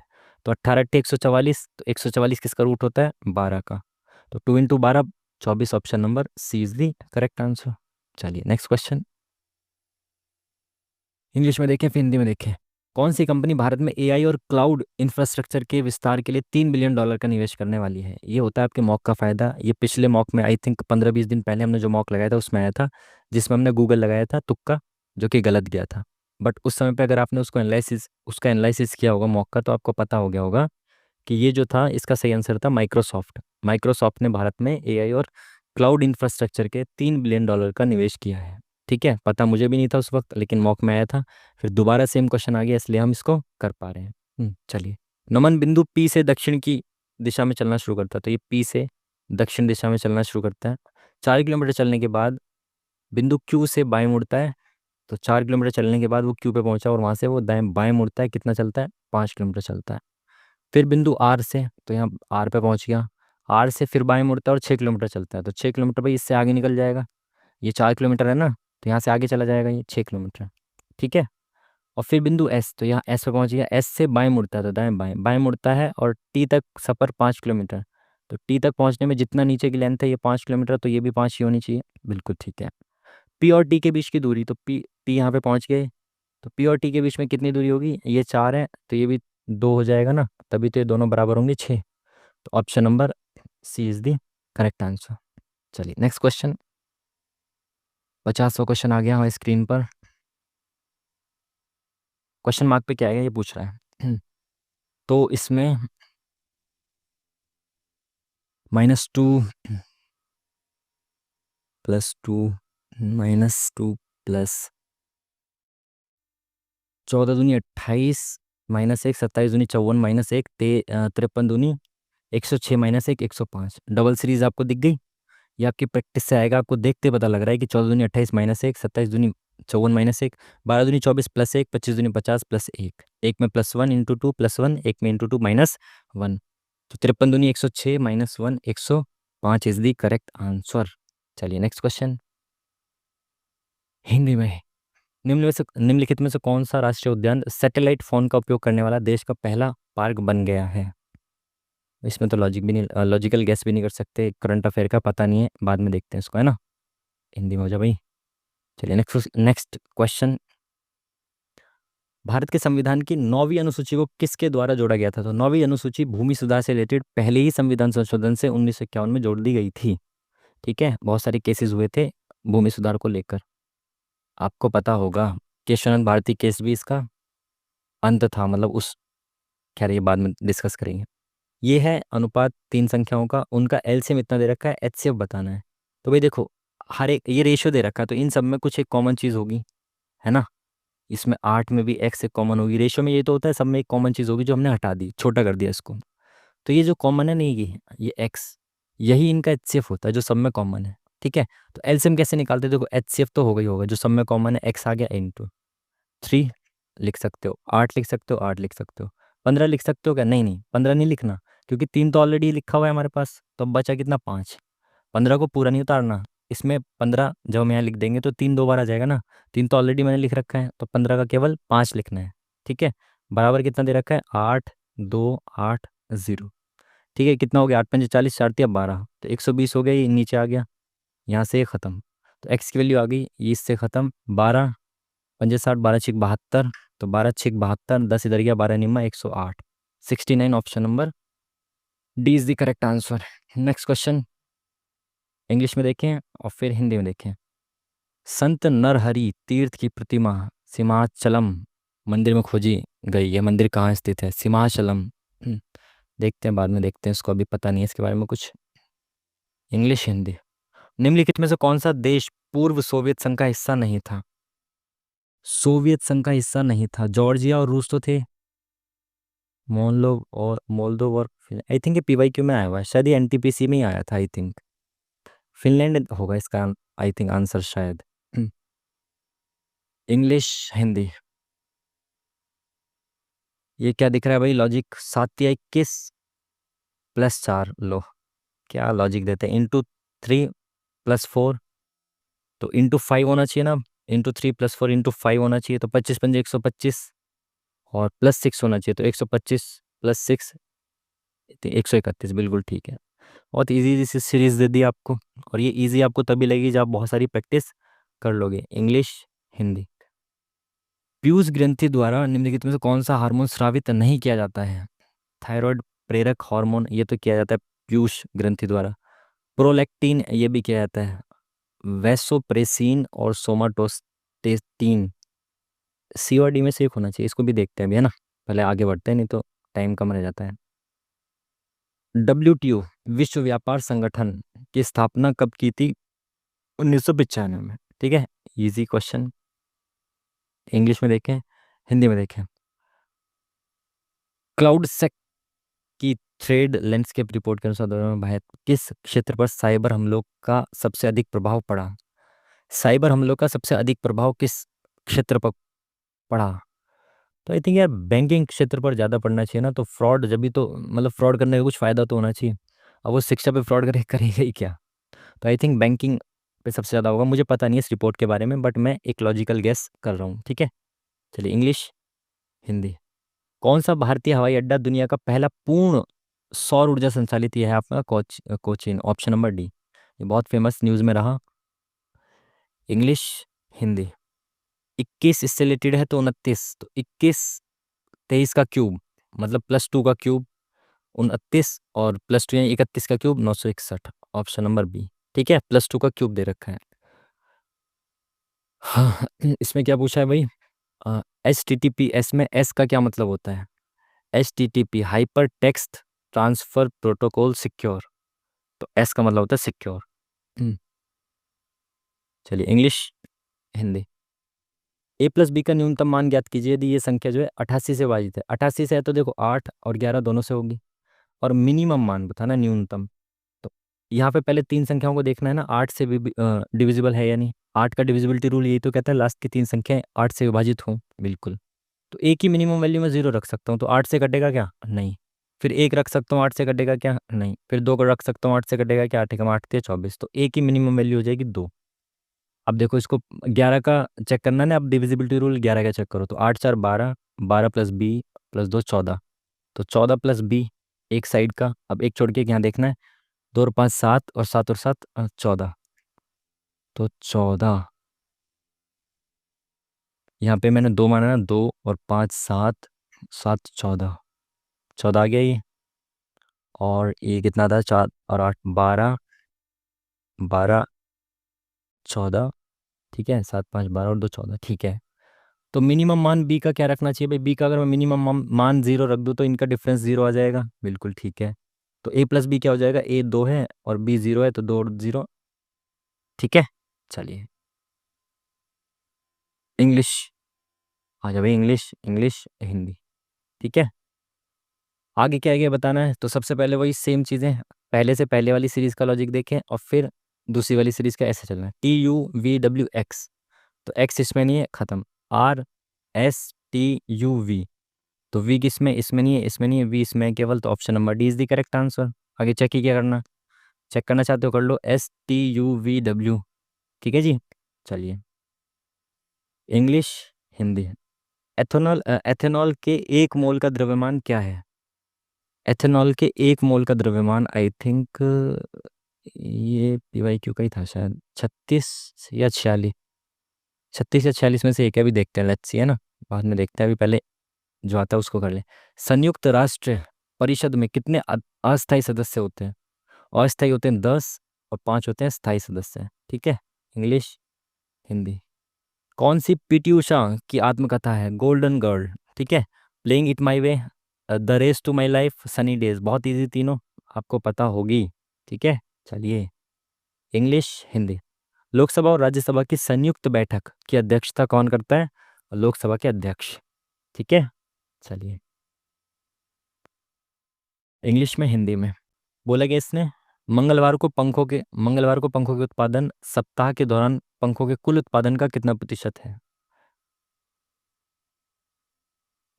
इसमें भाई मंगलवार को कितना हुआ है, मंडे ट्यूसडे 510, मंगलवार को हुआ है 510, और टोटल पूरा कितना हुआ है, 0 0 0 0 0 0, 0 5 5 10, 10 9 19, और एक 20, और 4 24 का 4 हासिल लगा 2, 4 और 2 6, 3 9, और एक 10, 3 13, और 5 18, और 2 20, ठीक है। परसेंटेज निकाला इंटू 100, 0 से 0 खत्म, ये कितना हो गया, 5100, ठीक है। तो कैसे कर सकते हो, 3 से काटो, 3 6 18, 3 अट्ठे 24, कितना गया, 3 एकम 3, 3 सत्ते 21, 0 0, 17 एकम 17, डबल 0, 17 चौका 68, तो 4 से कटा जाने 8, 4 पंजे 20, 25%, ऑप्शन नंबर कौन सा वाला है भाई, 25%, ऑप्शन नंबर 20 दी करेक्ट आंसर। इंग्लिश हिंदी। एक निश्चित धनराशि 2 वर्ष में स्वयं का इतना गुना हो जाती है यदि चक्रवृद्धि ब्याज वार्षिक संयोजित हो, तो ब्याज की दर बतानी है। बहुत इजी क्वेश्चन, देख के आपको पता लग रहा होगा ये 100 10 से 15 यानी कि ₹5 की 10 रुपये ब्याज, यानी कि 50%। Option number C is the correct answer. आपको नहीं पता तो देखो, कोई राशि एक से कितनी हो जा रही है, 2.25 हो जा रही है, ठीक है। तो एक से 2.25 हो जा रही है, पॉइंट को हटाना है मेरे को, तो पॉइंट को हटाना है तो इंटू 100 करना पड़ेगा इसमें, तो इसमें भी इंटू 100 करना पड़ेगा। तो ये 100 से कितनी हो जा रही है, 225, ठीक है। 2 वर्ष में कोई राशि 100 से 225 हो जा रही है, तो यानी कि इसका स्क्वायर रूट कर देंगे आप। तो 100 किसका स्क्वायर है, 10 का, और 225 15 का स्क्वायर है, यानी कि कोई राशि 10 से 15 हो जा रही है पहले साल में। तो 10 से 15 मतलब ₹5 का ब्याज 10 रुपये पे, तो 5/10 मतलब 50%। Option number C is the correct answer, ठीक है जी। चलिए इंग्लिश में देखें, अब हिंदी में देखें। 12 सेंटीमीटर त्रिज्या वाले एक वृत्तखंड के क्षेत्रफल का, मच्छर हो गया यार, मच्छर लग रहे हैं। वृत्तखंड के वृत्त के त्रिज्यखंड का क्षेत्रफल 32 पाई सेंटीमीटर स्क्वायर है, तो उसके संगत चाप की लंबाई बतानी है आपको। देखो आपको पता होगा ये वृत्त है, और यहाँ पे जो वृत्त खंड है ना, ये इसका एरिया है पूरा, और ये चाप की लंबाई यही है। तो एरिया को जो वृत्त त्रिज्यखंड का एरिया होता है उसमें क्या करो आप, सर्कल के एरिया में इंटू कर दो θ/360 की। तो θ/360 इंटू पाई आर स्क्वायर, तो पाई की वैल्यू पाई दे रखी है, इंटू आर कितना दे रखा है 12, तो 12 का स्क्वायर कितना हो गया 144, बराबर कितना दे रखा है 32 पाई, ठीक है, बिल्कुल ठीक है। ये पाई से तो पाई खत्म, अब इसमें 32, ये 360 इधर चला गया 360, अपॉन में 144 नीचे आ गया। तो 12 एकम 12 दूनी 24, 12 तिया 36, 0 6 पंजे 30, 6 दूनी 12, 2 एकम 2 16, 16 पंजे 80। तो भाई थीटा की वैल्यू आ गई 80, ठीक है, बिल्कुल ठीक है। थीटा आ गया हमारा 80। तो आपको पता है अब निकालना है क्या, संगत चाप की लंबाई। तो चाप की लंबाई भी सेम वही, वृत्त की परिधि इंटू में θ/360।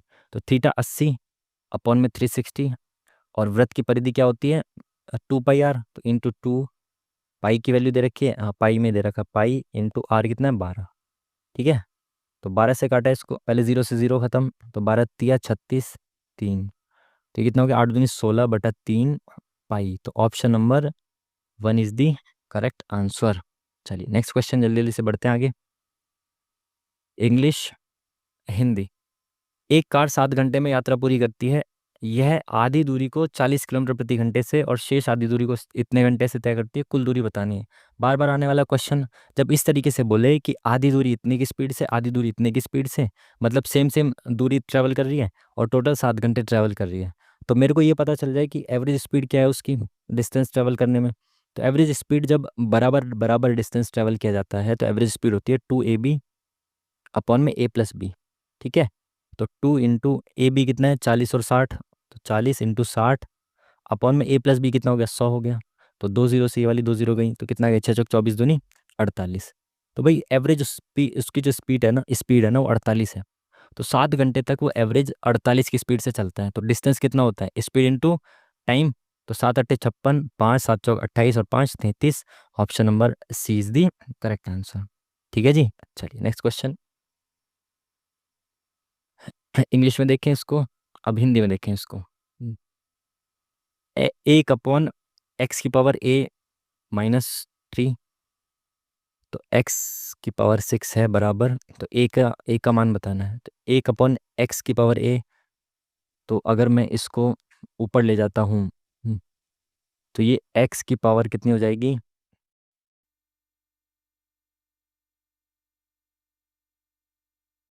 x की पावर -a हो जाएगी ना, ये उल्टा करूँगा तो इसको मैं, समझ रहे हो आप, 1/x है, x की पावर a है, तो उल्टा करूँगा तो ये x/1 की पावर -a हो जाएगी, है ना।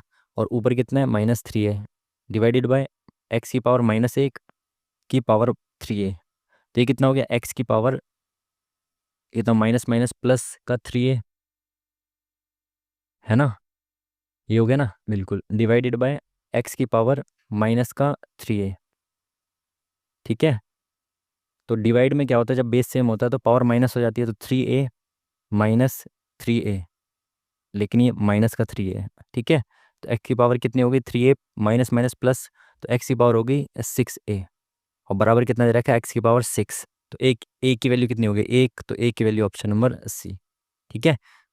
चलिए नेक्स्ट क्वेश्चन, टाइम कम है, जल्दी जल्दी से चलेंगे, तो हो सकता है थोड़ी बहुत सिली मिस्टेक्स हो जाएं, तो उसके लिए आप मुझे माफ़ कर सकते हैं। ठीक है। चलिए, 20,000 रुपये पर 1.5 वर्ष में 10% वार्षिक वार्षिक की दर से चक्रवृद्धि ब्याज याद कीजिए। अर्धवार्षिक रूप से संयोजित होता है ब्याज, तो अर्धवार्षिक रूप से होता है तो भाई इसका टाइम होता है डबल। तो 1.5 वर्ष कितने हो जाएंगे, 3 वर्ष। और रेट हो जाएगा आधा, यानी कि 5%।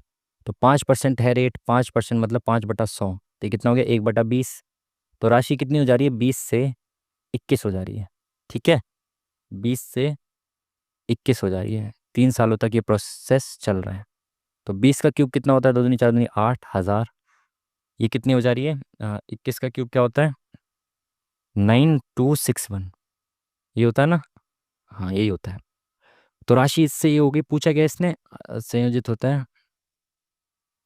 चक्रवृद्धि ब्याज बताना है, तो इसमें कंपाउंड इंटरेस्ट कितना आ गया, 8,000 से 9,261 हो गया। तो कंपाउंड इंटरेस्ट कितना हो गया, राशि इतने से इतनी हो गई, तो कलर बदलते हैं। कंपाउंड इंटरेस्ट आ गया मेरा 1,261, जब राशि 8,000 हो। लेकिन राशि 8,000 नहीं, राशि कितनी है, 20,000। तो 8,000 की वैल्यू कितनी दे रखी है, 20,000। और इसकी वैल्यू निकालनी है मुझे। देखो 8,000 की वैल्यू कितनी है, 20,000।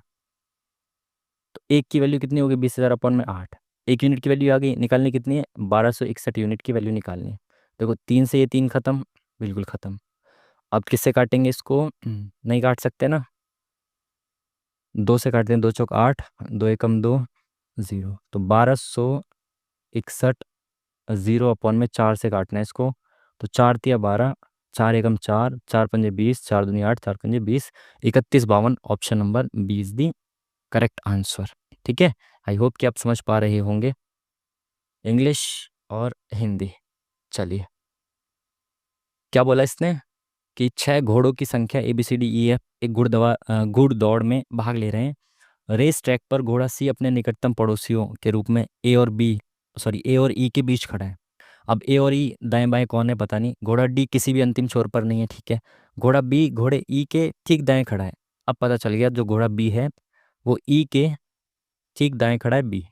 ठीक है, घोड़ा एफ दाएं छोर पर नहीं खड़ा है, ठीक है। घोड़ा डी जो है, घोड़ा बी घोड़ा डी घोड़े बी के बाएं से चौथे स्थान पर है, तो बाएं से यानी कि लेफ्ट से 1 2 3 4, चौथे स्थान पर कौन है, डी। ठीक है, 1 2 3 4, चौथे स्थान पर डी आ गया। ठीक है, अब शुरुआत से पढ़ना शुरू करते हैं, क्या क्या चीज़ हमने मिस कर दी थी। सी अपने निकटतम पड़ोसी के रूप में ए और ई के बीच में खड़ा है। तो ई यहाँ पे है, कितने, 1 2 3 4 5 हो गए। तो हो सकता है यहाँ पे हो एक बंदा या यहाँ पे हो, आगे देखें। घोड़ा डी किसी भी अंतिम छोर पर नहीं खड़ा है, अगर ये एंड पे नहीं है तो इसके यहाँ पे भी कोई होगा। हाँ अब ठीक है, तो यहाँ पे कोई नहीं होगा। अब 6 हो गए ना, 1 2 3 4 5 6, 6 व्यक्ति हो गए। बोला क्या था, ए और ई के बीच में कौन खड़ा है, सी।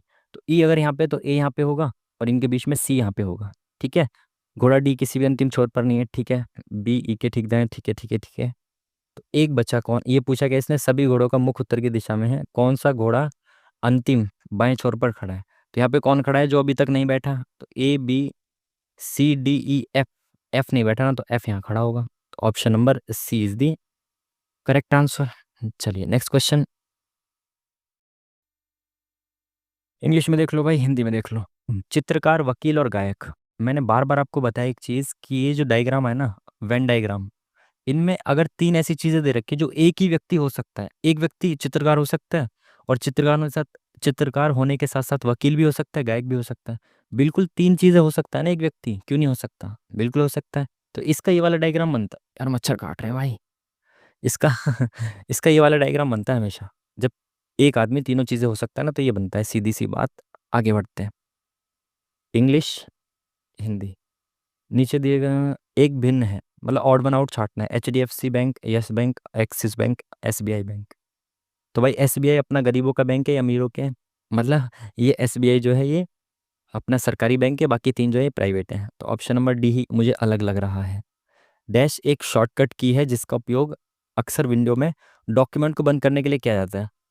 डॉक्यूमेंट को बंद करने के लिए है, कंट्रोल प्लस राइट तो नहीं होगा, W होगा शायद। कंट्रोल प्लस W विंडो का होता है क्या, राइट का होता है ये, एस्केप पीछे का होता है शायद, control shift plus escape. Escape होता है क्या, कंट्रोल प्लस एस्केप, तो वो बंद हो जाता है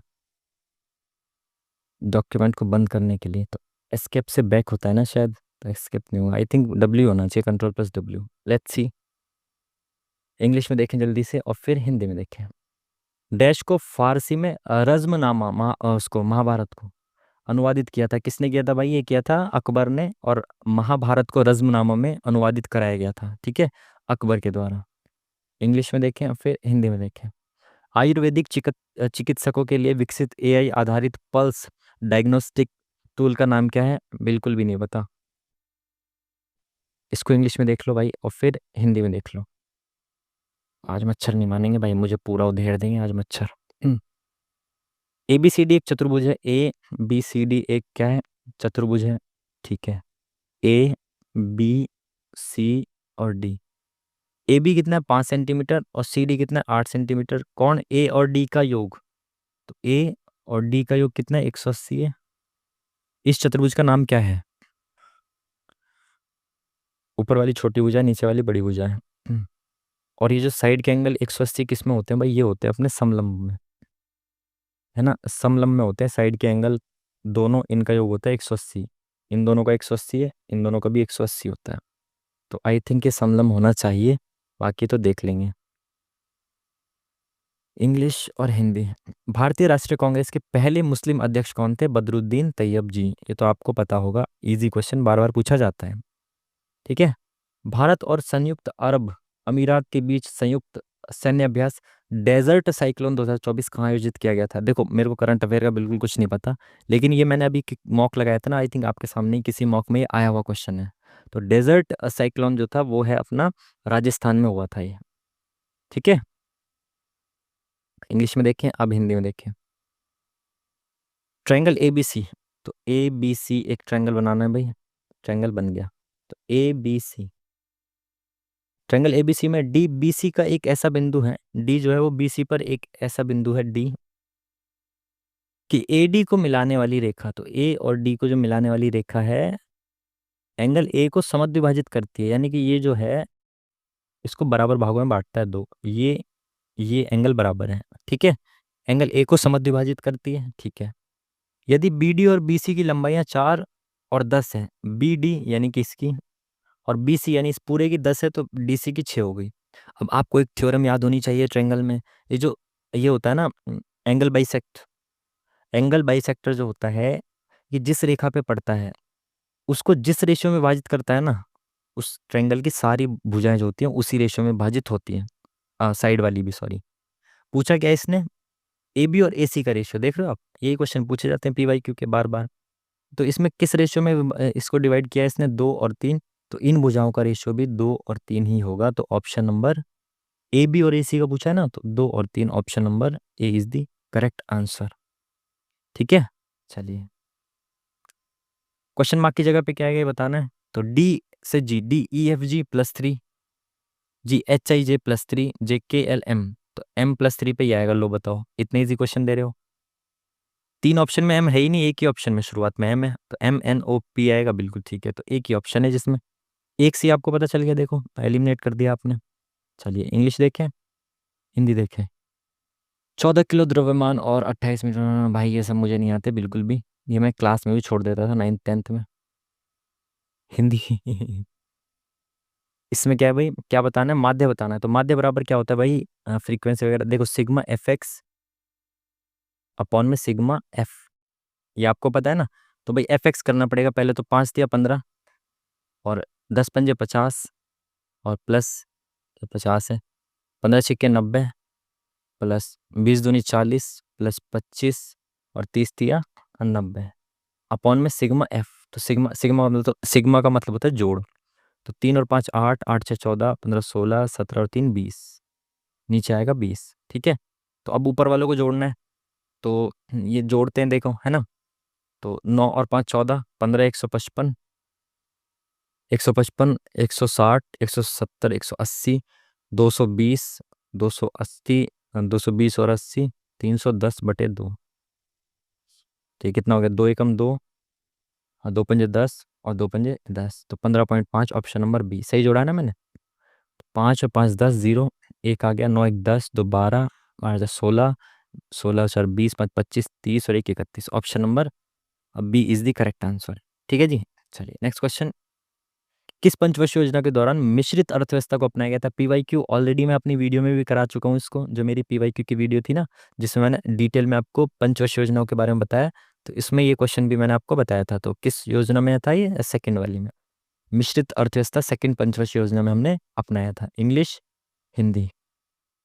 एक्स बराबर बी सी, वाई बराबर सी ए, जेड बराबर ए बी, तो ये बताना है। तो इसमें मैं मान रख सकता हूँ क्या? बिल्कुल रख सकता हूँ। तो मैं ज़ीरो बना दूँ क्या सबको? ज़ीरो तो मैं नहीं बना सकता। तो मैं एक, दो, तीन, दो को ज़ीरो बना दूँ, एक का मान रख दूँ। देखो, एक का बस एक रख देता हूँ, बाकी सबको ज़ीरो रख देता हूँ, है ना? ठीक है, तो अगर मैं ए को ज़ीरो रख रहा हूँ तो एक्स कितना आ गया? ज़ीरो आ गया। ठीक है, वाई कितना आ गया? एक प्लस ज़ीरो, वाई आ गया एक। और जेड कितना आ गया? एक प्लस ज़ीरो, एक, जेड एक आ गया। तो अब इसमें रख के देखूँ एक बार। तो x plus y plus z, दो, दो का क्यूब 8, माइनस 24 इंटू एक्स कितना है? ज़ीरो। अब इसमें कुछ भी इंटू कर लो, इसकी वैल्यू ज़ीरो ही आनी है। तो ये बराबर किसके है ये बताना है। तो इसमें मेरे को वैल्यू रख के देखनी है किसकी वैल्यू 8 आएगी। तो ए की क्यूब प्लस बी की क्यूब प्लस सी की क्यूब, तो ये तीनों ए की क्यूब मतलब एक आएगा, बाकी ज़ीरो ज़ीरो, तो यहाँ पे तो एक आएगा, ये तो हो नहीं सकता। इसमें एक आएगा, एक की गुणा दो, यहाँ दो आएगा, तो ये भी नहीं हो सकता। यहाँ पे एक आएगा, एक की गुणा 8, तो ये हो सकता है ना? 8 आ रहा है ना आंसर, तो इसमें आ रहा है, बिल्कुल सही। देख रहे हो, वैल्यू पुट करके कितनी जल्दी से कर दिया हमने। Next question, English, Hindi. विपरीत दिशाओं से आने वाली दो ट्रेनें जिनकी लंबाई इतनी और इतनी है, 9.3 सेकंड में एक दूसरे को पार करती हैं। प्रत्येक घंटे दोनों ट्रेनों की संयुक्त गति, ठीक है, तो मिक्स करके उनकी गति क्या है? देखो, एक दूसरे की तरफ आ रही है ऐसे, है ना? एक दूसरे विपरीत दिशाओं में जा रही हैं, विपरीत दिशाओं से आ रही हैं एक दूसरे की तरफ, ठीक है। जब अपोजिट डायरेक्शन होती है तो स्पीड क्या होती है? प्लस हो जाती है इनकी। तो एक दूसरे को कितने सेकंड में पार करिए? 9.3 सेकंड में। और पार करने में ये कितना डिस्टेंस ट्रेवल करेंगी? दोनों अपनी लंबाई के बराबर। तो 152.5 प्लस, देखो 152.5 प्लस 157.5, 157.5, ये दूरी चलेंगी और उनकी रिलेटिव स्पीड क्या हो जाएगी? मान लो एक्स है, रिलेटिव स्पीड मिला के तो बतानी है, तो दोनों की क्या हो जाएगी? प्लस हो जाएगी, और यही मुझे बताना है, तो एक्स रख दिया मैंने। बराबर कितने सेकंड में पार करिए? 9.3 सेकंड में।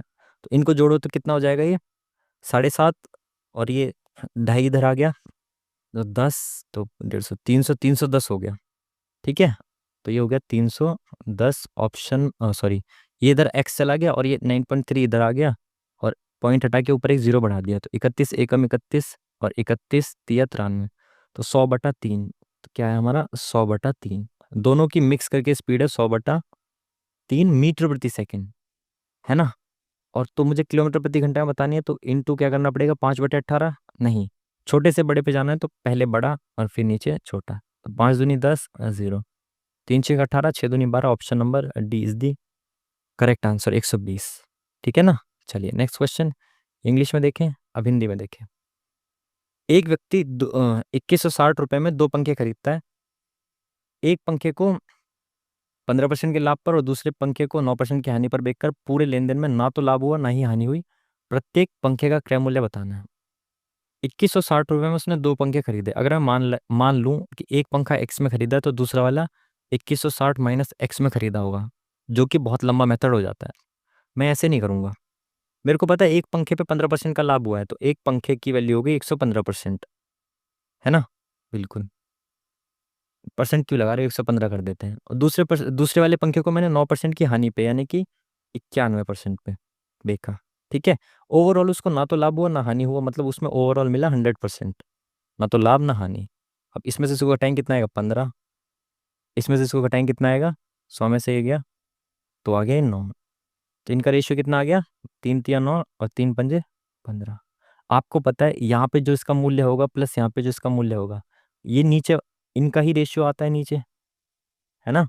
इस वाले का जो मूल्य होगा और इस वाले का जो मूल्य होगा उनका ही रेशियो नीचे आता ही है। तो इनका टोटल मिला के दे रखा है 2160, और इनको टोटल मिला के मैं कितना लिख सकता हूँ? 8। तो यानी कि 21, इसको बदल देते हैं कलर को, तो तो 2160 आप देख रहे हो, पहले वाले का 3 रुपये आया प्राइस, दूसरे का 5 आया, तो कुल मिला के 8 रुपये प्राइस है। दे रखा है 2160 के बराबर। तो 8 यूनिट की वैल्यू 2160 है, तो 1 यूनिट कितनी हो गई? पूछा क्या है? प्रत्येक का।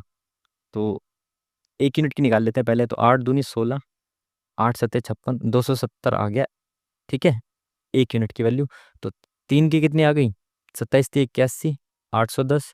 और 27 पंजे, तो 27 से मल्टीप्लाई करें तो 7 पंजे 35, 5 10 और 3 13, तो 1350। तो 810 1350, option number D is the correct answer.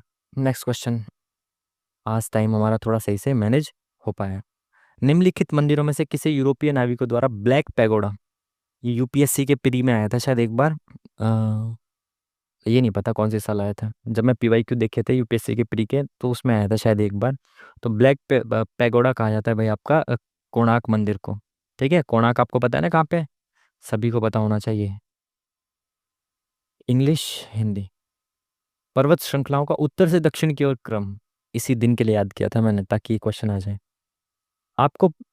आपने देखा होगा जब आप उस मैप में पढ़ते होगे ज्योग्राफी की बुक में, तो मैंने अपने हिसाब से एक ट्रिक बना के याद किया था कि काल जा पर, काल जा पर तीर मार रही है लड़की कालजा पर। ठीक है, काराकोरम, लद्दाख, जास्कर, पीर पंजाल। ठीक है, तो दक्षिण की ओर उत्तर से आना है तो पहले काराकोरम, तो ऑप्शन नंबर 3 पहले आएगा, ये खत्म ये खत्म ये खत्म। फिर ल आएगा काल, फिर ज आएगा जास्कर, फिर पीर पंजाल। बिल्कुल ठीक, option number 1 is the correct answer. आप इस तरीके से याद कर सकते हो जैसे मैंने भी याद किया हुआ है। चलिए, कोई फोन मोबाइल नहीं है तो फोन मोबाइल नहीं बा। ठीक है, नहीं है। कुछ मोबाइल टेलीफोन है, तो इनमें से कुछ मोबाइल जो है वो टेलीफोन हैं। ठीक है, सभी फोन के टेलीफोन होने की संभावना है कि सारे फोन जो हैं वो टेलीफोन हो सकते हैं क्या? बिल्कुल नहीं हो सकते हैं। संभावना बेशक है लेकिन हो ही नहीं सकते। क्यों? क्योंकि कोई भी फोन मोबाइल नहीं है, और कुछ टेलीफोन जो मोबाइल में आएंगे, तो कम से कम कुछ टेलीफोन तो फोन नहीं हो सकते। तो सारे फोन टेलीफोन नहीं होंगे, गलत। कुछ टेलीफोन मोबाइल नहीं है, तो कुछ टेलीफोन मोबाइल नहीं है। अगर कुछ टेलीफोन मोबाइल हैं तो कुछ टेलीफोन मोबाइल नहीं होंगे, तो ये सही हो सकता है मेरे हिसाब से। तो ओनली सेकंड वाला होना चाहिए। नाट्य कला पर प्रसिद्ध नाट्य शास्त्र डैश द्वारा लिखा गया। नाट्य शास्त्र बच्चों को पता होगा, जो भी तैयारी कर रहे हैं। भरत मुनि के द्वारा लिखा गया नाट्य शास्त्र। ठीक है, लंबवृत्तीय शंकु जिसके आधार की त्रिज्या उसकी ऊंचाई की 1/3 के बराबर है, उस लंबवृत्तीय शंकु का आयतन और एक गोले के आयतन के बराबर है। शंकु की त्रिज्या और गोले की त्रिज्या का अनुपात क्या है? ये शायद पहले मॉक किसी मॉक में आया था जिसमें हम इसको कर नहीं पाए थे, कैलकुलेशन हो रही थी ना बहुत ज़्यादा और टाइम कम बच रहा था। आज इसको आराम से करते हैं, टाइम बहुत है। लंबवृत्तीय शंकु जिसके आधार की त्रिज्या उसके ऊंचाई के 1/3 के बराबर है। तो जो उसकी त्रिज्या है वो ऊंचाई के 1/3 के बराबर है। ठीक है, उस लंबवृत्तीय शंकु का आयतन और गोले का आयतन बराबर है। तो शंकु की त्रिज्या और गोले की त्रिज्या का अनुपात बताना है। तो आयतन दोनों का बराबर है, तो आयतन क्या होता है? 1/3 पाई आर स्क्वायर एच बराबर, गोले का आयतन क्या होता है? 4/3 पाई आर की क्यूब। ठीक है, तो बताना क्या है हमें? त्रिज्या, दोनों की त्रिज्या का रेशियो। तो भाई यहाँ पे देखो, पाई से तो पहले पाई को कैंसिल कर दो और 3 से इस 3 को कैंसिल कर दो। यहाँ पे आर स्क्वायर एच आ गया, और एच की वैल्यू अगर मैं इस 3 को इधर ले जाऊँ तो 3R हो जाएगा। तो इसको भी मैं आर में कन्वर्ट कर देता हूँ, तो आर स्क्वायर इंटू 3R। ठीक है, बराबर 4R की क्यूब। ठीक है जी, बिल्कुल ठीक है। तो ये हो गया 3R की क्यूब बराबर 4, ये दूसरे वाला आर है ना गोले वाला, इसको बड़ा आर लिख लो, ये गोले का है। ठीक है, तो 4R की क्यूब। अब जो आमने सामने होता है उसकी वैल्यू होती है, छोटे वाले आर की वैल्यू ये आ गई, बड़े वाले आर की वैल्यू ये आ गई। तो एक आर की क्यूब बराबर 4 है, तो एक आर की आ जाएगी वैल्यू क्यूब रूट 4, और दूसरे वाले की आ जाएगी क्यूब रूट 3। ठीक है, तो 4 और 3, ऑप्शन नंबर डी। देखो कितने प्यार से हो गया। जब टाइम कम रहता है ना तो हेजिटेशन में और ग- जल्दबाजी में ना और ज़्यादा टाइम खराब करते हैं हम। ठीक है, English, Hindi. P Q are अकेले कार्य करते हुए एक कार्य को 10 20 30 दिनों में पूरा कर सकते हैं। तो पी क्यू और आर ये हमारे दोस्त 10 दिन में, 20 दिन में और 30 दिन में काम कर सकते हैं। तो इनकी एफिशिएंसी निकालनी तो कितनी हो जाएगी? 30 दूनी 60 और 20 तिया 60, 10 छिक्का 60। तो इनकी एफिशिएंसी आ गई बिल्कुल। एकांतर दिनों में क्यू और आर द्वारा पी की सहायता की जाती है। मतलब पी तो काम करता ही करता है, लेकिन उनकी सहायता एक दिन छोड़ के क्यू और आर के द्वारा की जाती है। पहले क्यू और फिर आर के द्वारा ऐसे की जाती है इसकी सहायता। बिल्कुल ठीक है। तो कार्य कितने दिनों में पूरा हो जाएगा? तो पहले पी और क्यू कर रहे हैं, तो पी और क्यू कितना काम कर रहे हैं? 9 काम कर दे रहे हैं। ठीक है। और पी और आर कितने कर रहे हैं? 8 काम कर दे रहे हैं। ठीक है। तो 2 स्लॉट में कितना काम हो जा रहा है? 17 काम हो जा रहा है। तो अगेन वापस रिपीट होगा ऐसे, P Q plus P R. ठीक है। तो अगेन 17 दूनी 34, 17 17 ऐसे स्लॉट में काम होता रहेगा। टोटल काम कितना है? 60। तो 17 × 3 = 51। तो 3 स्लॉट यानी कि 6 दिन में 51 काम पूरा हो गया। बचा कितना काम? 9 काम बचा। तो अगले दिन पी आर तक चल रहा है ना मामला, तो फिर पी और क्यू काम करेंगे अगले दिन। और पी और क्यू कितना काम कर दे रहे हैं? पी और क्यू 9 काम कर दे रहे हैं। और 9 ही काम बचा, यानी कि अगले एक दिन में ये काम पूरा हो जाएगा। 6 और 1 7 दिन में टोटल काम पूरा हो जाएगा। चलिए, निम्नलिखित में कौन सा विटामिन रक्त स्कंदन यानी कि ब्लड क्लोटिंग की बात कर रहा है? ये इंग्लिश में देखें, ब्लड क्लोटिंग की बात कर रहा है। तो ब्लड क्लोटिंग के लिए आपको पता है बार बार आ रहा है, कौन सा विटामिन होता है? के। तो इसको याद रखना है, ब्लड का थक्का जमाने के लिए के जो है वो विटामिन होता है। ठीक है। ऑड वन आउट छांटना है। अगेन बार बार आपको एक ही चीज बोलता हूँ कि लास्ट वाले पेयर को देखना है। लास्ट वाले पेयर से 90% केसेस में आंसर आता है। तो सबसे पहले लास्ट वाले पेयर को देखें, तो वी डब्ल्यू एक्स तो +2, जे K L +2, D E F +2, R S T +2। ओहो, जे K L, D E F, R S T, V W x. तो भाई इसमें तो आंसर नहीं आया, जे K L, D E F, R S T. ठीक है। तो भाई कोई नहीं, पहले वाला पेयर देख लेते हैं हम, क्या दिक्कत है इसमें। ठीक है। बाकी 90% केसेस में आता है आंसर। तो T U V +2, G H I J +3, B C D +2, P Q R +2। लो जी, इसमें +3 है, बाकी पे शुरुआत वाले पेयर में, बाकी सब में +2 है, तो आ गया आंसर। ठीक है। T U V, G H I J, T U V, G H I I आना चाहिए था इसमें, B C D, P Q R. लो आराम से करो, इत्मीनान से। तो दूसरा वाला ऑप्शन गलत है इसमें। चलिए, कितने समकोण त्रिभुज बनाए जा सकते हैं, कितने राइट एंगल ट्रायंगल्स इसमें बनाए जा सकते हैं बताना। और ये मुझे सबसे ज़्यादा बुरे क्वेश्चंस लगते हैं। लेट्स सी भाई, गिनने की कोशिश करते हैं। 1 2, 2 ट्रायंगल हो गए। ठीक है। 3 4, 4 ट्रायंगल हो गए। 5, ठीक है। और एक ये 6, और एक ये 7, एक ये 8, और एक ये 9। तो 9 ऑप्शन में भी है। एक बार और काउंट कर लो, 1 2 3 4, एक बड़ा वाला 5, 6 7 8 9।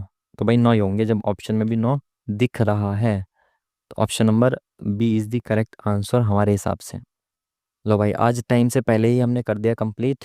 कल हमने टाइम का सितम झेला था, और इसमें हमने केवल 9 क्वेश्चंस के आंसर नहीं दिए, बाकी सब क्वेश्चन हम कर चुके हैं ऑलमोस्ट, जो कि सारे ही सही होने की संभावना है। ठीक है। चल भाई ऊपर चला जा। फोरम द्वारा लॉन्च किया गया chapter, no idea. Draupadi Murmu द्वारा दिल्ली उच्च न्यायालय के न्यायाधीश नियुक्त किया गया है। अजय दिक्पाल का नाम तो मैंने सुना था। हरीश वेदनाथ शंकर, आशीष नथानी, आशीष नथानी, आशीष नथानी यहाँ पे भी 2 बार है। शायद ए होना चाहिए या बी होना चाहिए। बी लगा देते हैं ना। लेट्स सी क्या होता है आंसर। 28, 28 में क्या दिक्कत आ रही थी हमारी? हम्म, तो सब सही चल रहा था ना, इसमें क्या दिक्कत हुई थी? आंसर नहीं आया था। और देखें इसमें कौन सा क्वेश्चन था। राष्ट्रीय उद्यान सैटेलाइट फोन का उपयोग करने वाला देश का पहला पार्क बन गया है। हम्म, तुक्का मारें क्या इसमें? सी, तुक्का मार दे क्या? 92 हो गए ना, 95 तक करते हैं, 1 2 में रिस्क लेते हैं ना, सी तुक्का मारते हैं। Let's see, 51 54, 57। इसमें 2 में हम कंफ्यूज थे ना, 2 में था हमारा मामला गड़बड़। थायराइड प्रेरक हार्मोन ये तो होता है शायद, TSH। प्रोलैक्टिन भी होता है, वैसोप्रेसिन या, तो सी तुक्का लगा। लेकिन इसमें तो ऑप्शन डी है सी पे, तो इसमें भी सी तुक्का लगाते हैं, देखते हैं क्या होता है। Next question 80 number. हम्म, ये याद है, पल्स डायग्नोस्टिक। और देख लिया भाई, 94 तो हो गए, कुछ ही तुक्के लगाने हैं हमें। तो चलिए ऑलमोस्ट हो गए, 94 ही बहुत है, अब इतने तुक्के नहीं लगाते हैं। ठीक है, या लगा दें एक आधा तुक्का और, नहीं यार रहने तो बहुत है 94। ठीक है, तो चलिए ये था आज का। बाकी सबमिट कर देते हैं, 3 मिनट अभी बाकी है। क्या ही करेंगे 3 मिनट, अब छोड़ो। ठीक है, क्या देखते रहेंगे, वरना किस पे तुक्का लगाना है किस पे लगाना है। सबमिट करते हैं, ठीक है जी। चलिए सबमिट करते हैं। क्या है भाई, आजा। हम्म, चल भाई, चल चल चल चल। आई थिंक आज हमारे सही होने चाहिए, क्योंकि ऑलमोस्ट सारे, दो चार ही तुक्के मारे हैं, लगभग सारे ही सही होने चाहिए थे, बाकी तो। आजा भाई आजा, हमारा पीसी बहुत ज़्यादा स्लो हो गया है, बंटी के साबुन से भी स्लो। 91 हमने क्वेश्चन किए हैं करेक्ट, और 3 तुक्के मारे। आई थिंक जो हमने लास्ट में 3 तुक्के मारे, शायद वही तो गलत नहीं हो गए। बट फिर भी आज का स्कोर बहुत अच्छा है। कल हम बहुत ज़्यादा डिसअपॉइंट हो गए थे आरडब्ल्यू के मॉक में, जिसमें जीएस थोड़ा, जीएस में ही था ना, हाँ जीएस में भी हमारे कम थे। और मैथ्स में हमने 3 4 क्वेश्चन छोड़े थे, और फिर भी स्कोर बहुत कम था। जीएस भी उसकी थोड़ी ठीक, मतलब लेवल की थी, बढ़िया लेवल का था पेपर। ठीक है, इसमें तो शायद वही पीवाई क्यू ही आ रहे हैं रिपीट कर करके, जो ये अपने मॉक में पूछ रहे हैं वो भी आ जाता है दोबारा दोबारा। ठीक है, तो कुल मिला के ये था आज का मॉक, है ना। और आपने भी मॉक लगाया होगा बढ़िया से, नहीं लगाया तो इस वीडियो के क्वेश्चंस पॉज कर करके वीडियो को, इस वीडियो में अपने आप से पहले सॉल्व कर सकते हो क्वेश्चन, और उसके बाद फिर मेरा सॉल्यूशन आप देख सकते हो। ठीक है, तो मैं तो रीजनिंग के तो ऑलमोस्ट सारे ही सही रहेंगे, और इसमें भी जीएस के भी ऑलमोस्ट सारे ही सही हैं, लगभग 3 क्वेश्चन गलत हो गए हैं। अब वो देख लेंगे कौन से गलत हुए हैं। ठीक है, तो चलिए फिर मॉक लगाते रहिए, रिवीजन करते रहिए बढ़िया से, और आपके अगर कोई सजेशंस होते हैं तो आप वो कमेंट करें। मैं कमेंट, टाइम तो बहुत कम रहता है, कमेंट उतना नहीं पढ़ पाता, हाँ लेकिन एक बार सारे कमेंट्स को देखता हूँ, और कोशिश रहती है कि रिप्लाई कर सकूँ। बट टाइम के इशू की वजह से सभी का नहीं हो पाता रिप्लाई। ठीक है, बाकी आपके कोई भी सजेशंस होते हैं वो आप मेरे को कमेंट बॉक्स में पिन कर सकते हैं। और काफ़ी बच्चों का ये भी मैसेज आता है कि पर्सनली बात करनी हो है, तो आपको मैंने लिंक भी दिया हुआ है ना, डिस्क्रिप्शन में भी वीडियो के डाल देता हूँ मैं, और चैनल के अबाउट सेक्शन में भी दे रखा है। इंस्टाग्राम का भी लिंक आपको दिया हुआ है, तो आप इंस्टाग्राम पर भी मैसेज कर सकते हैं जैसे ही टाइम मिलेगा, और आपकी जेन्युइन क्वेरी होगी तो मैं आपसे ज़रूर आपको रिप्लाई करूँगा। ठीक है, तो चलिए फिर बढ़िया से रिवीजन करते रहिए, पढ़ाई करते रहिए, अच्छे से मॉक लगाते रहिए, और उनका अच्छे से एनालिसिस करते रहिए।